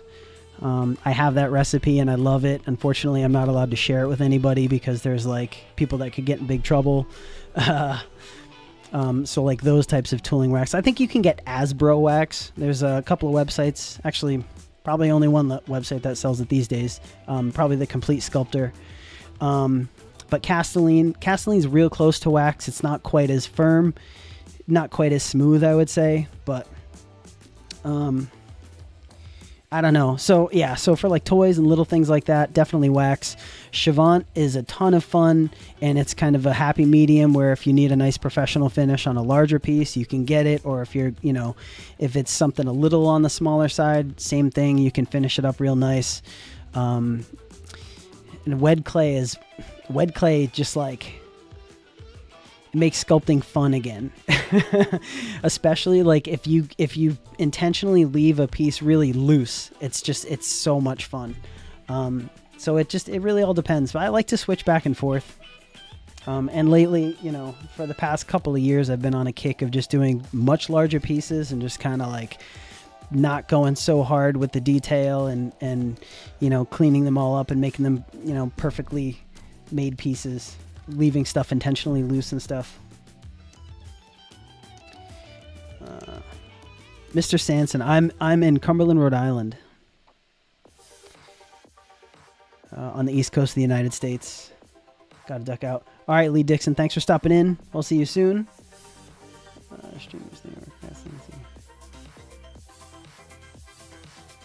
Jord. Dude, if there is anybody to learn from, Jason would be the man. He's like, I know he does like everything for NECA. But yeah, I gotta pop over there and say hi. Works in Korean Toy Factory. They use polymer clay for prototypes. That's crazy. Yeah, I mean, I don't know. Maybe it's just what they can get over there in Korea. But I mean, I have heard, not in a very long time, but I have heard of like toy companies using Sculpey. I mean, if you're, a lot of toy companies will tell you use whatever you're comfortable using, but you know, usually they have their own like in-house guys that are kind of comfortable using what they use, so it can complicate things. And Jason's last name is Fraley. I think they used to call him Ace Frehley, like the guitar player from Kiss. But yeah, super. Like one of the nicest dudes I've ever met too. Like super nice. Definitely a good mentor. Hobbyists on YouTube make sculptures 3D pens. Yeah, I haven't tried any 3D pens. Yeah, Fraley. I don't think that's the spelling, but yeah, that's correct. Fraley.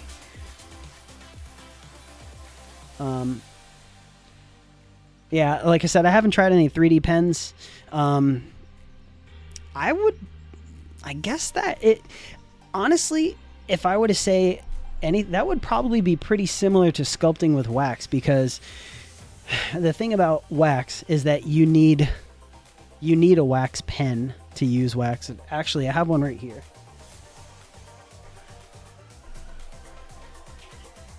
I mean, I haven't turned this thing on in like a year or two, but this is basically, this is like hooked up to,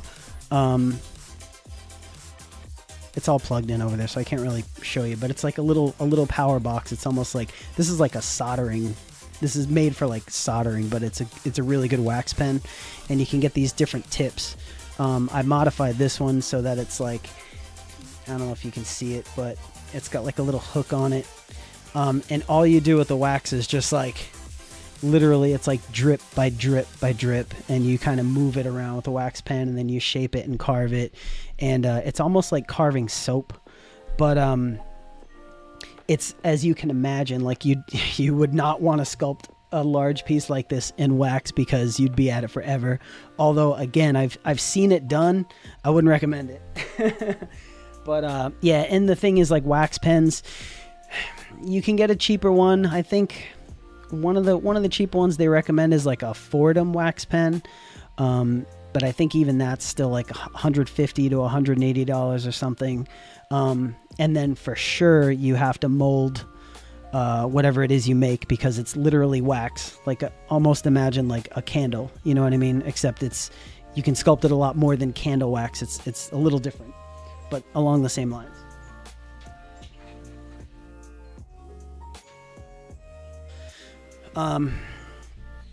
Looking swole. Thanks, man. I've been working on my fitness.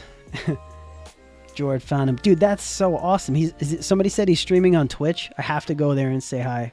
I haven't even been on Twitch in like, since I streamed. I haven't been out the game, man. Beeswax is I think beeswax is an ingredient, but it's not really like beeswax. Like that's a lot stickier too. One of the mold my Bowser sculpture, but didn't know that the clay I use prevents silicone. Oh, did you use like has like sulfur in it or whatever? Sometimes you can get around that if you just coat it with clear coat, like crystal clear. Sculpt to print. Oh, I caught you live. Yeah. Awesome, man. Glad to hear that. And thank you so much.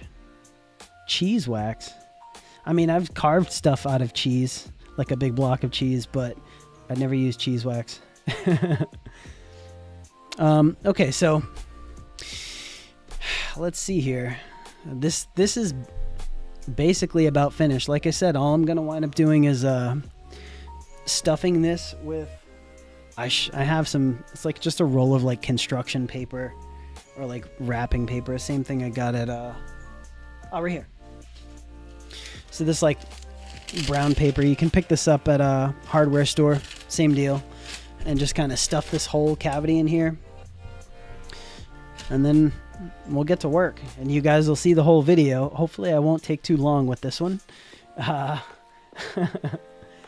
Oh no, I'm not going to Twitch, man. This is where my audience. I love this place here. Not like I don't have anything against Twitch. It's just like, you know, it's tough because like discoverability and all that stuff. I mean, I read when I was streaming on Twitch, it was like against the terms of service to stream on like other platforms as well. So like maybe if anything, I might do like a multi-stream, but for sure, like I'm here, man. I love YouTube. No, I've never done any ice sculptures. Oh, getting fun to sketch. Yeah, see, some of that stuff gets lost in translation with the chat. Fun to sketch with wax that covers those little cheese wheels. Oh, yeah, I gotcha. Let's see. Baby Bell, I don't know what that is. Pumpkins? No, I've kind of drifted away from pumpkins, to be honest. I'm like, I was like pumpkined out. I got burnt out on it. I had fun making some of the videos and stuff, but it was also like some of it kind of killed my channel a little bit because like people would watch it for Halloween and then like it would get recommended to people and they wouldn't click on it obviously because like once Halloween is over, and then since I don't, I release like friggin' 4 videos a year, it's like and it's just not like, pumpkins are fun and you can make good money and stuff doing it, but I really just love sculpting with clay. It's like this is where my heart is, so this is kind of what I do. Oh, Baby Bell cheese. Okay, yeah, tiny cheese. You still do one a year? Yeah, I mean, I get asked a lot. I've been asked to do those was it like Outrageous Pumpkins, like TV show and all that stuff, and I just turn it down. I'm like, no, I don't want to do that. A few of my friends have gone on there and they said it's they haven't had the greatest experience doing it. So, and it's like I said, it's like you can do it, but it's not fun,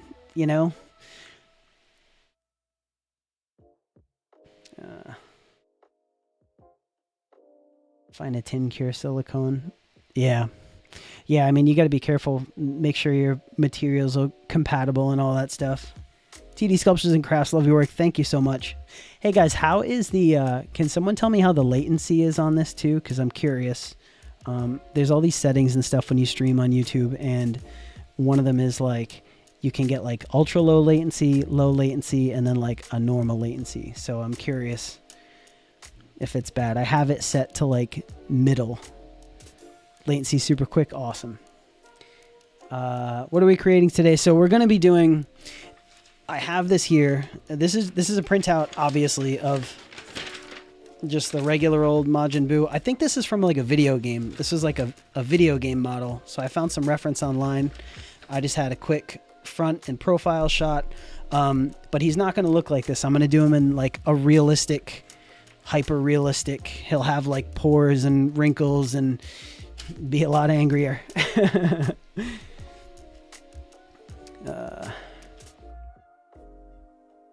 Oh, I missed that. Sorry. Call us out as soon as you see it. We can try that game again.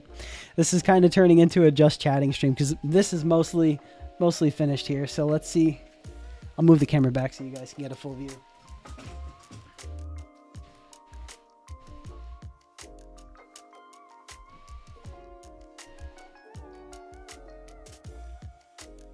Okay. Cool. So yeah, so I'll probably make some minor adjustments as I go, but for the most part, it's all good. And that's how you make an armature. That's kind of how I do it these days. Every time for like a life-size bust, we got these here, support the traps on the shoulders or whatever. And like I said, this'll be just enough.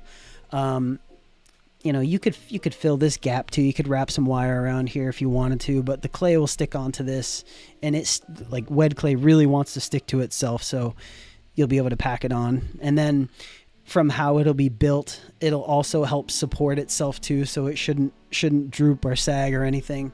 And then, like I said, we can pose them. I still haven't quite figured out how I want to pose them.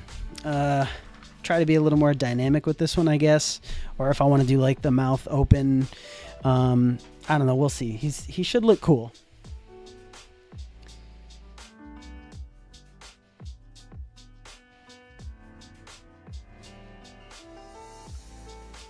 Not far from Rhode Island, Jamesine. Where are you from? If I'm being totally honest, I don't like Rhode Island. I'm looking to get out. I want to go south, like anywhere. I'm so tired of the cold. I feel like I live in an igloo, and I'm just like, when the winter comes, I just want to hibernate, and I'm so tired of it. Especially just kind of having a more active lifestyle these days too. Like I want to like ride a bike on a path or go for walks or runs or whatever, but not when it's 2 degrees outside. Not too bad watching on your phone. Awesome. Ever like standing up and sculpting? I feel like, yeah, I mean, I'm standing right now. And this, like I said, this desk, it has a crank on the side. This is like, I actually love this desk. It's like a Husky workbench, I think it's called. Same thing I got at the hardware store, but it raises up and down. And then actually I can show you guys real quick. This is a pretty cool shot right here. So you can see like these are a bunch of my sculpting tools. I've got that, and then I have this also here. Just random like controls and stuff like that. Got my pointer stick that you guys saw in the Kratos video. So I keep like sculpting tools up here and like other random tools down here, but it slides really smooth. And like I said, it raises up and down. The only thing is I put another platform on it, so just to kind of give myself a bigger surface area.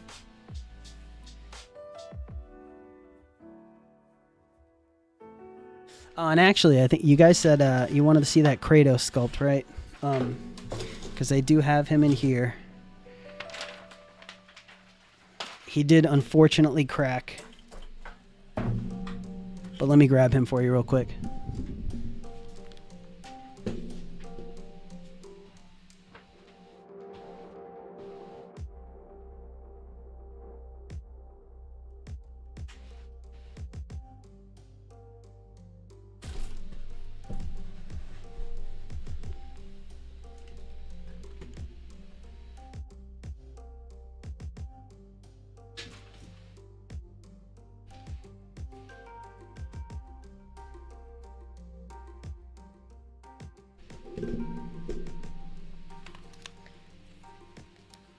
So as you can see, he has some, the textures kind of, it's like almost like mold spores or something on it. I'm not quite sure.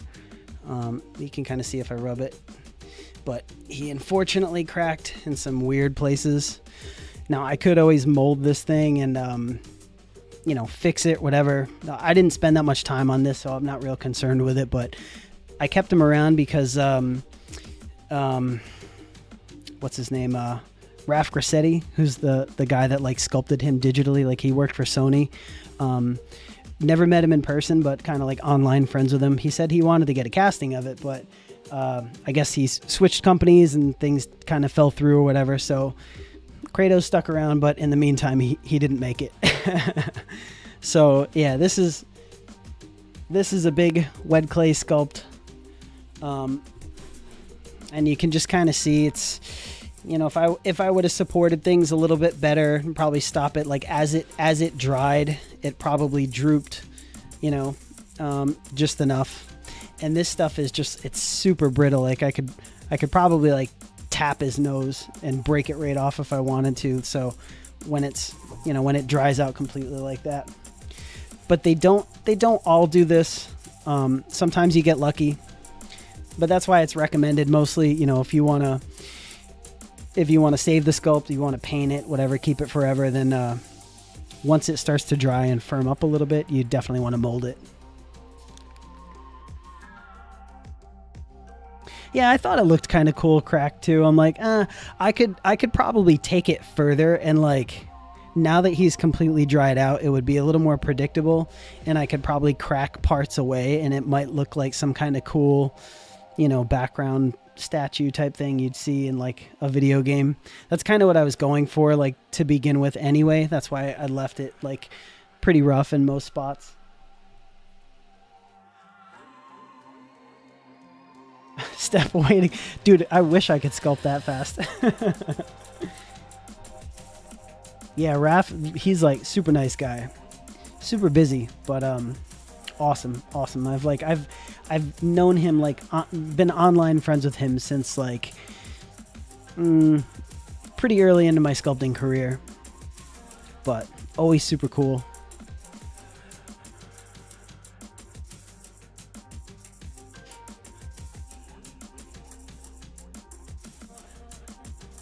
Yeah, like I said, I could probably fix this. To be honest, I would probably there would only be like sentimental value to this because there's a video of it online, so it's like, well, this is the actual sculpt. But if I were to do it, it'd just be easier for me to just sculpt it again, just like redo it.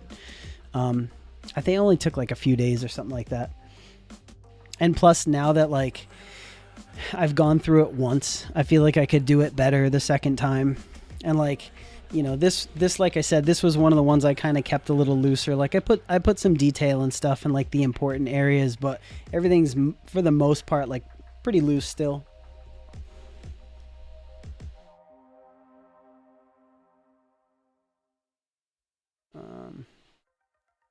This it weighs a fair amount. I would say I'm trying to think how many bricks I used. It was probably like a brick and a half. I would say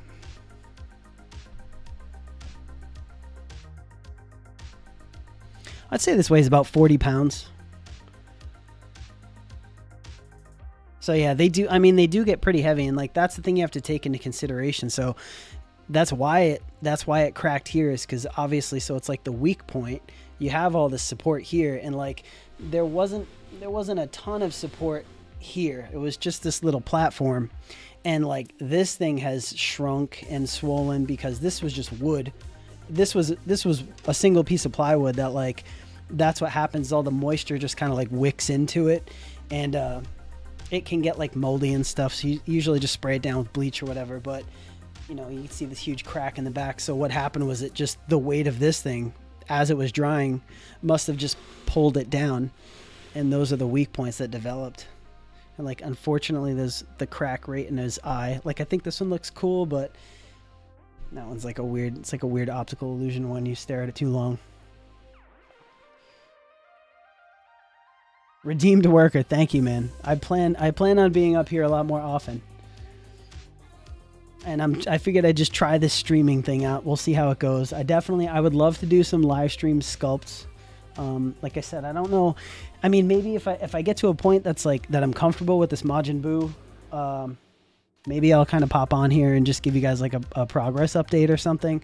But I'm planning on getting this one done like pretty fast, so that way I can, you know, just get some videos out. And I do plan tomorrow, if you guys are around tomorrow, I'm planning maybe on doing like a game stream, some gaming streams, like, you know, play some like indie horror type games or something, or if you guys have any recommendations or whatever. But like overall, like I'm looking to just get up on this channel more often. Oh, dude, I've been wanting to do a Castlevania piece forever. Like the thing is, who do I do? Like, I'd love to do Always wanted to sculpt Richter. Alucard would be sick. Of course, Simon. Even like Dracula. Certain forms of Dracula, whatever. Death would be a cool one. Like there's so many characters. Castlevania's got to be one of my all-time favorite series. That was another thing. Von Kaz about archiving. I don't know if like how it affects things, but I was reading that potentially streams can kind of tank your channel if you're not careful. So I was unsure if I wanted to do like, you know, unlist this or whatever after the fact and just have it so that people could find it, but it wouldn't necessarily get recommended to, you know, new audiences or whatever. I don't know. So I'm gonna see. I'm gonna save the stream. I just don't know if it'll be like public. But I mean, I'll probably just leave like a link to it or something in the community tab or wherever so that you guys can watch these if you miss them. Yeah, Cedric, for sure. I'm definitely like, I'm planning on just doing more, just being here. Like, I mean, I don't want to just like throw crap at the wall and see what sticks, but like, you know, definitely I want to do some like live stream stuff. I'd like to play some gaming stuff. And like, you know, even just doing like demos and like fun stuff, maybe like some, you know, some like texturing, little things like that. I've gotten lots of requests from my Patreons over the years, which I've been waiting to, not waiting, but just trying to get set up so that I can do some like demos, like, you know, sculpting an eye or sculpting some hair or whatever. Post a link on Patreon. Yeah, I will for sure on Patreon, Discord. But like I said, it's probably going to be like, it'll just be like unlisted, but you'll be able to see it. So it may be tough to find, but if you know the right places. Oh, Legacy of Kain. See, that's like, yes, like I love Legacy of Kain, and I'm aware that they just did like a remake, and I want to play that game, and I'm like, you know what? Why not just like play it online? Like, you know, if I'm gonna play games anyway, which to be honest, I haven't even like turned any of my systems on in maybe 6 or 7 months. I've just been busy doing all kinds of crap. I didn't want to get into it. I had a project kind of fall through that was like, wound up being a big waste of time, but whatever. So that's why I'm like, you know what? I'm going to just do a personal project. This is just going to be for fun. I know like Majin Buu will be a pretty simple sculpt. Like, even though he's going to be like realistic and stuff, it's still, you know, fairly easy.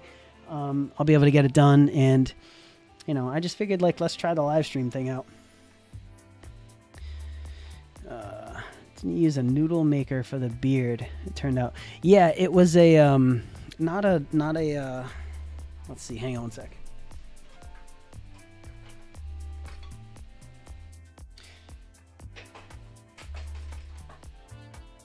Yeah, it was this thing right here, this is like a clay extruder, and you have these little plates that you screw in here, and you just load the clay in there, and then you just extrude it out, and like I just slapped that beard together like that. So it works out though, you know, like that's the cool thing is like if you're doing stuff that's looser, you know, your brain kind of fills in what's supposed to be there. So as long as you have like good forms underneath, you know, you have like a good foundation, then it'll be a cool looking sculpt. But I want to do stuff even looser than this, you know.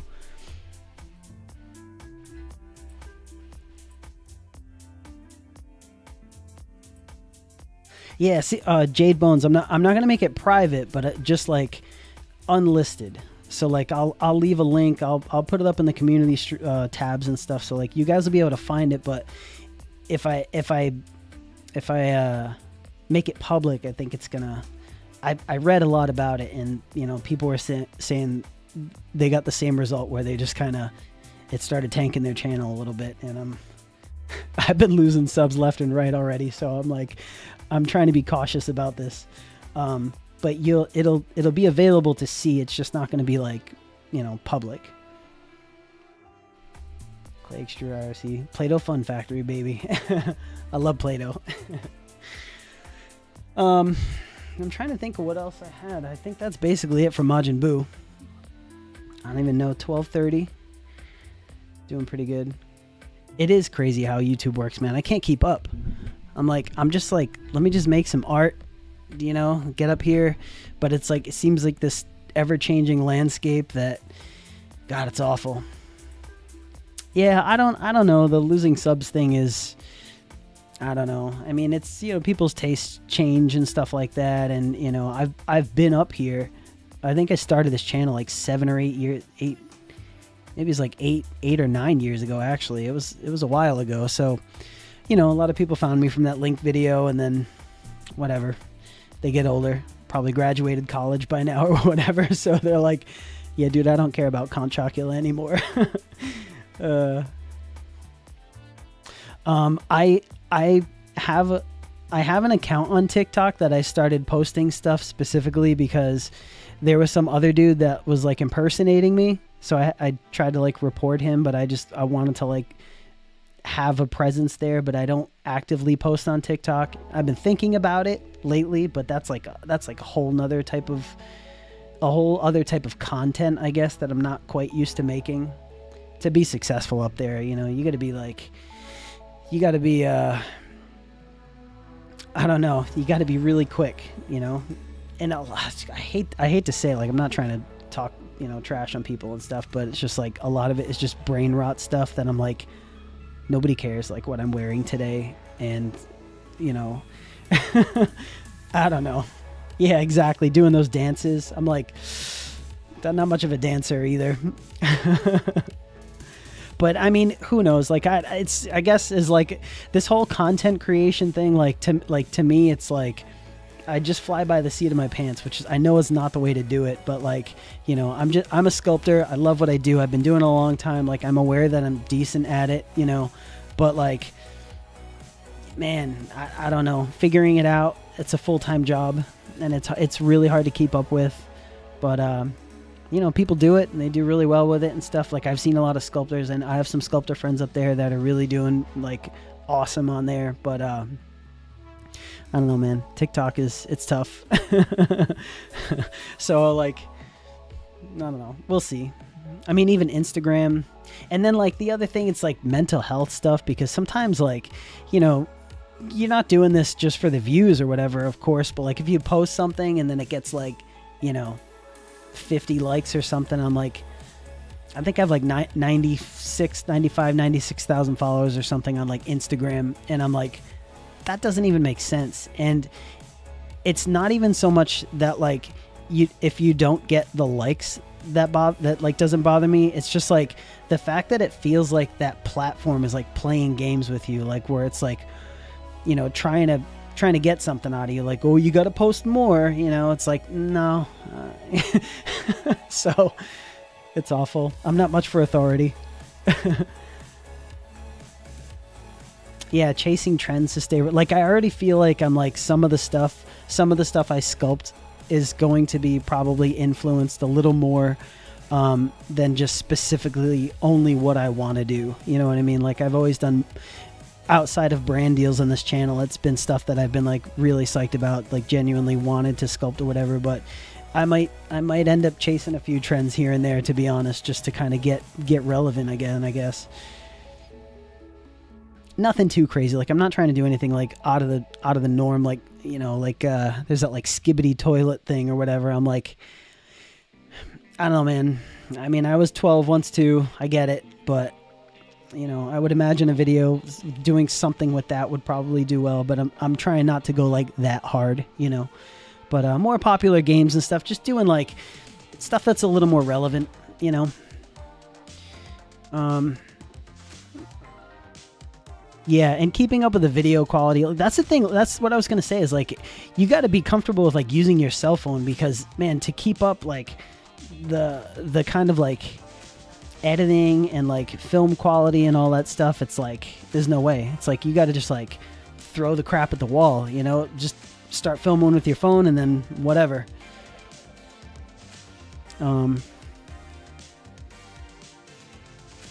Neil Tasker, nice, yeah. The Deathclaw video, that was so long ago.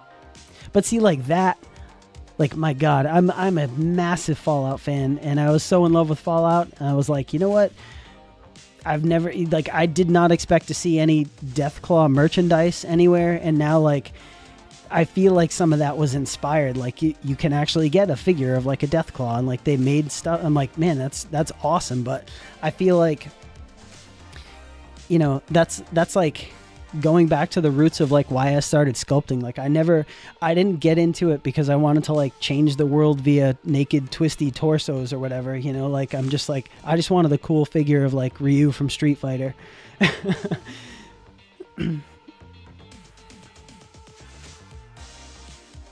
The youth would like Shrek. Shrek would be fun. I could do, like, some Shrek crossover stuff. Skibbity toilet sculpture. Hey man, I don't know.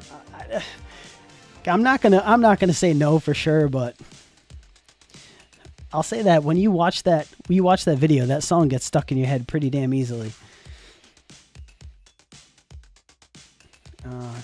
Christopher Reeve Superman. Maybe. I mean, I don't know.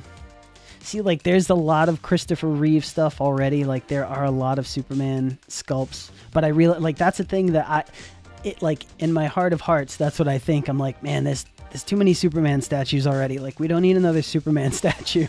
But, like, that would probably be a good move. Between Shavant and Wed Clay, which do you find more comfortable to work with? Using Shavant for 3 years, considering switching to Wed Clay. I would absolutely try Wed Clay, but they're two totally different animals. But I like them both equally. It just depends on what I'm doing. And for, like, larger stuff that's like this and larger, definitely Wed Clay. I can't say for sure Wed Clay, because then you could always use, like, medium or soft Shavant, and that would work just as well too. The Wed Clay is just a lot of fun.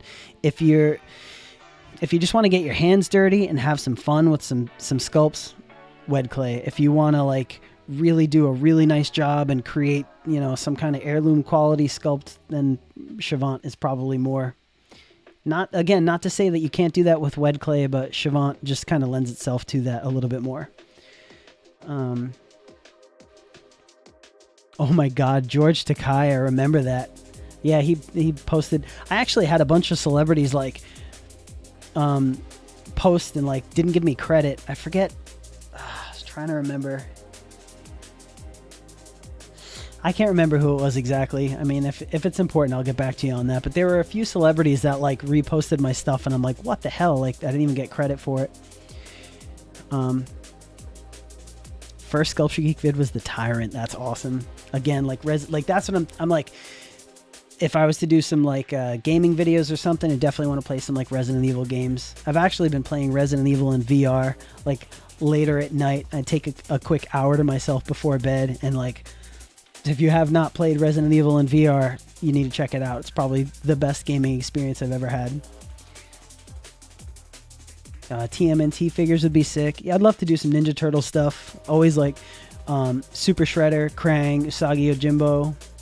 Those three are on my list. Naked twisted torsos, like, yeah, like, you know, I have nothing against any type of art, whatever, you know, fine art stuff, but it's like, I know there are some sculptors that kind of have, like, a bit of an attitude problem. They look at, like, pop culture stuff like it's, like, you know, junk or whatever, but it's like, hey, you know, I don't know. I mean, I've carved naked twisty torsos out of potatoes and stuff before, and, you know, thought they looked pretty cool. But yeah, Vampire Hunter D, yep, for sure. Man, I haven't watched that in ages, but yeah, D would be a really sick sculpt. Boncho from Dave the Diver. Heard about that game, have not played it. Heard it was really good.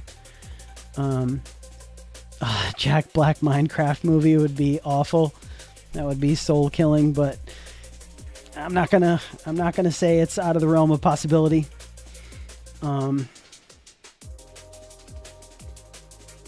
Yeah, Skibbity Toilet, man. I don't get it. People are so into that. I don't get it. Like, if you watch what it's become, like, I think I watched, like, the first 3 episodes, and I was like, oh, this is actually, because I'm a huge fan of, like, vaporwave style music too, like lo-fi type whatever, and like, I get it. It's a catchy tune, you know. If you're, like, a little kid, like, I could see, you know, run around the house, it was Skibbity Toilet, but whatever, like, I get it, but man, I don't know about a full video dedicated to that.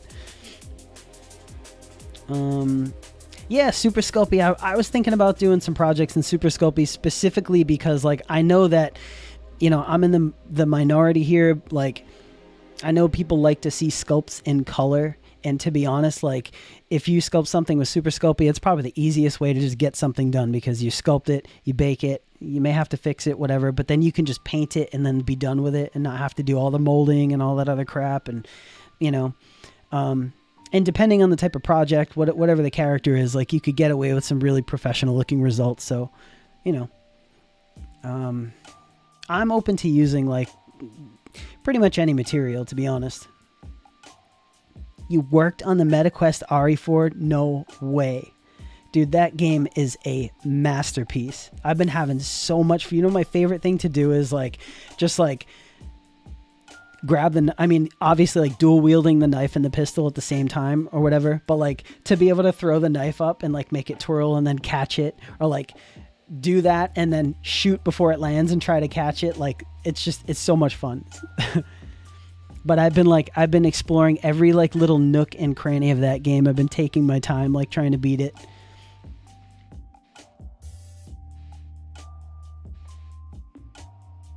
Yeah, Half-Life. I know all those assets are basically from Half-Life, right? Somebody made it with that, like, Gary's mod or whatever. Made in Japan, thanks for stopping in. I will see you soon. I'll be back up here soon myself. Nebula from Guardians of the Galaxy. Sadly, I have not watched the third Guardians of the Galaxy. Haven't had time to. Yeah, Jack Black. I mean, I like Jack Black. I don't know about that Minecraft movie, but, you know, he's funny. His music's pretty good, too. Oh, from her. I'm amazing. Thanks, man. German Gonzalez, you're amazing. Yes, Eddie Riggs from Brutal Legend. That's a funny story. I think at one point, NECA was going to do a figure of Eddie Riggs from Brutal Legend. I was like, fingers crossed for that. But I think it fell through. That was a great game. Surprised they never made a sequel. Syndrome from The Incredibles. This year is Pixar's 30th anniversary. Ah, I didn't know that. That's, yeah, see, something like stuff like that. And I'm, like, not hip to it. I'm over here, like, just like I said, I was doing, like, Mr. Miyagi and Count Chocula in my last two videos, and I'm just like, this is stuff that I always wanted to sculpt, but I don't necessarily know that anybody wants to see it. Like, you know, sure, some people do, but if you're trying to, like, you know, be popular up here, I guess. Yeah, I bought Half-Life Alyx, and I have not played that yet either. I wanted to check that out, and I wanted to see, like, I've seen some amazing Skyrim mods where, like, people are, the one good thing about AI is they like make the NPCs, they, like, give the NPCs AI so you can, like, talk to them. That always looked cool. Jess loves toast. Bluey, you stop that. Up late, Jess. Also, welcome in. Huge inspiration, my own sculpting journey. Creative process really helped. Creature Chuck, thank you so much. That means a lot. Yeah, I'm just a dude up here in his studio, freezing his ass off, sculpting, like, dumb stuff from the 80s or whatever. But I don't know. Probably going to get going pretty soon. But before I do, does anybody have any questions or anything? Any requests? Anything you want to tell me? Any hate mail? No hate mail. I'm sensitive. Like I said, I'm planning on maybe tomorrow. I'd like to try to get, like, a gaming stream. As far as, like, hopefully as if everything's set up, I think it's set up properly. So I have this streaming set up here, and then I have another one in, like, the work, like, office studio place. So I think that one's up and running, and it should be all set to go. So I'm hoping tomorrow. But I'm like, the biggest decision there is like, I don't know what to play because there's so many games that I'm like I love retro games. I don't know if those are super popular with you guys. I like indie horror games. I like new games. I'll play basically anything, but I'm curious if you guys have any kind of recommendations or anything you'd like to see from me. Hate that you don't I'm sorry, man. I hate that I don't upload more too. I'm really trying to change that. Do I accept challenges or do what you like? I mean, it depends. Mostly I just like to do what I like. Challenges are, I don't know. I don't like being timed with things if it involves a time limit. Oh, 15 degrees in Chicago, yeah. I'm like, right now it's 28 right here now, which is like not a heat wave, but it's been cold. Actually, the past few days has been pretty mild. It's been good, so I can't complain.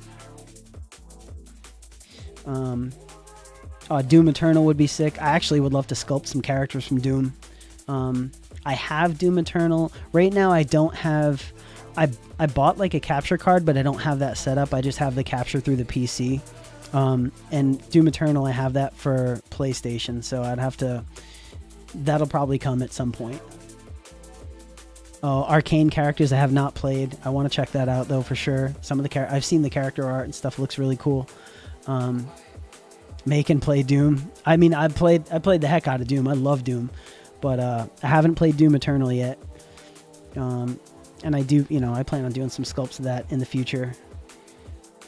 I look forward to seeing. Yeah, I look forward to being here, man. Thank you so much. Thanks for the support, everybody. Little Nightmares. Oh, that's another one. Another one.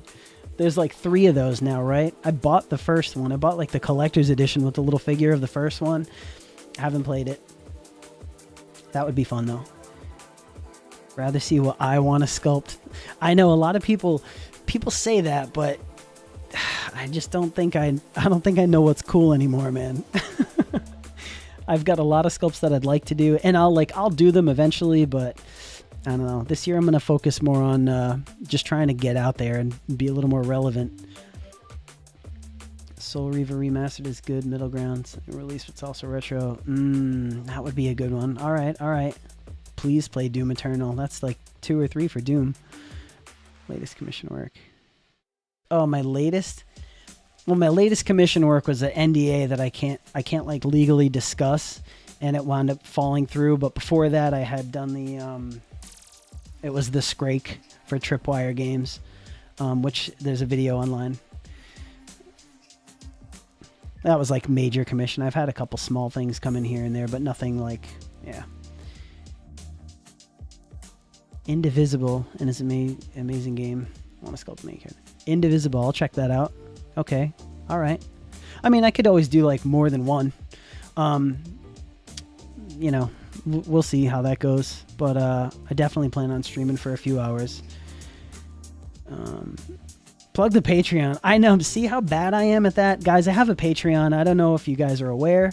I think it's like cheapest tier is like $1. Just $1, and then there's a Discord that's basically a direct link to me.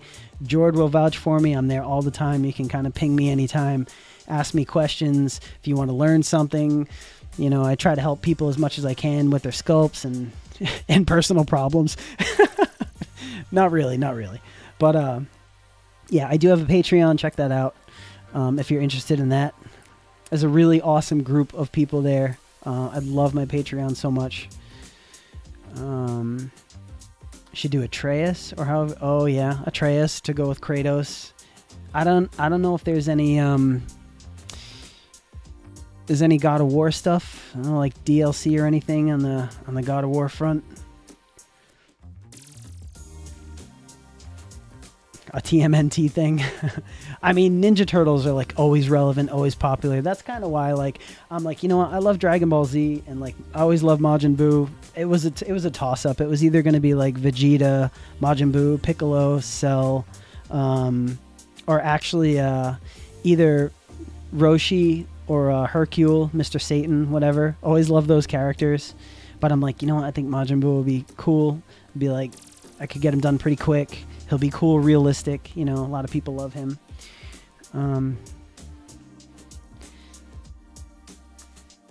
Oh, Matt's a oh, I didn't even know that. See, I'm like, I don't know what your names are on here. I just assume. Apologies. All right, Jord, man, take it easy. Thanks again. Jord, I might actually, if it's okay, I might make you a mod or something for next time. Not hopefully I won't need one for a little while, but yeah. Perfect Cell. Yeah, Cell would have been a really cool bust. Arcane characters would be sick to sculpt and relevant. Hypertensive. If you had a choice, give me like 3 arcane characters so I can check them out, and maybe I'll because I've been hearing a lot about that too. Altair from Assassin's Creed for sure. Yeah, that's always popular. Sculpt a Kid Goku from the new Daima series for my... Oh, nice. Nice. I'd love to see it. Warm up the band hammer. Nice. Yeah, nobody getting banned in these streams. This is like good vibes. That's what we want here. But yeah, I'd love to see that Kid Goku even. Jeez, I love him too. With the tail and everything on Nimbus. I mean, just that whole series. Like, Dragon Ball. I mean, I was never into GT that much, but Dragon Ball, always sick. But, alright, guys. Yeah, I'm waiting on Hypertensive. I need some characters from Arcane. Or if anybody else has any recommendations or whatever. I mean, feel free, you know, hit up the community tab, whatever. Send me a message, whatever. I try to make myself as available as possible to everybody. Okay, Isha, Jinx, 6. Isha is a new child character. We love him. Okay. All right, I will check those out for sure. No promises, but yeah, like I have been hearing a lot about Arcane, so, you know, something relevant, cool. I am looking for something to do after Buu here. Other shows have oh man, I've seen a lot of like anime shows. One Piece for sure. Actually, Attack on Titan has some really cool characters that I'm like, I've seen a few sculpts of those though. Majin Buu, this is just all right. So I had, obviously this is Kratos. I had this up here earlier just to kind of show the progress. We were talking about the effects of wet clay once it dries out. But this is where we stand right now with Majin Buu. It was just to create the armature, which is the under support. So we have built this during this live stream. And this is kind of the printout, but he's going to be in a realistic, hyper-realistic version instead of this kind of cartoony version. So that's going to be done in like a normal video style. So you guys will see that unfold. But I'm not positive. Maybe I'll try to get on here and stream a little bit of sculpting him if I can kind of thread the needle and find out, you know, when a good time would be to kind of interrupt those, you know, the process. But yeah. Sorry, VI short for Violet. Okay. Yeah, let me check that out. Cyberpunk anime. I haven't seen that. Played the game. That was sick. Love that game. That's another VR game, but I'm like, I don't have a graphics card for that.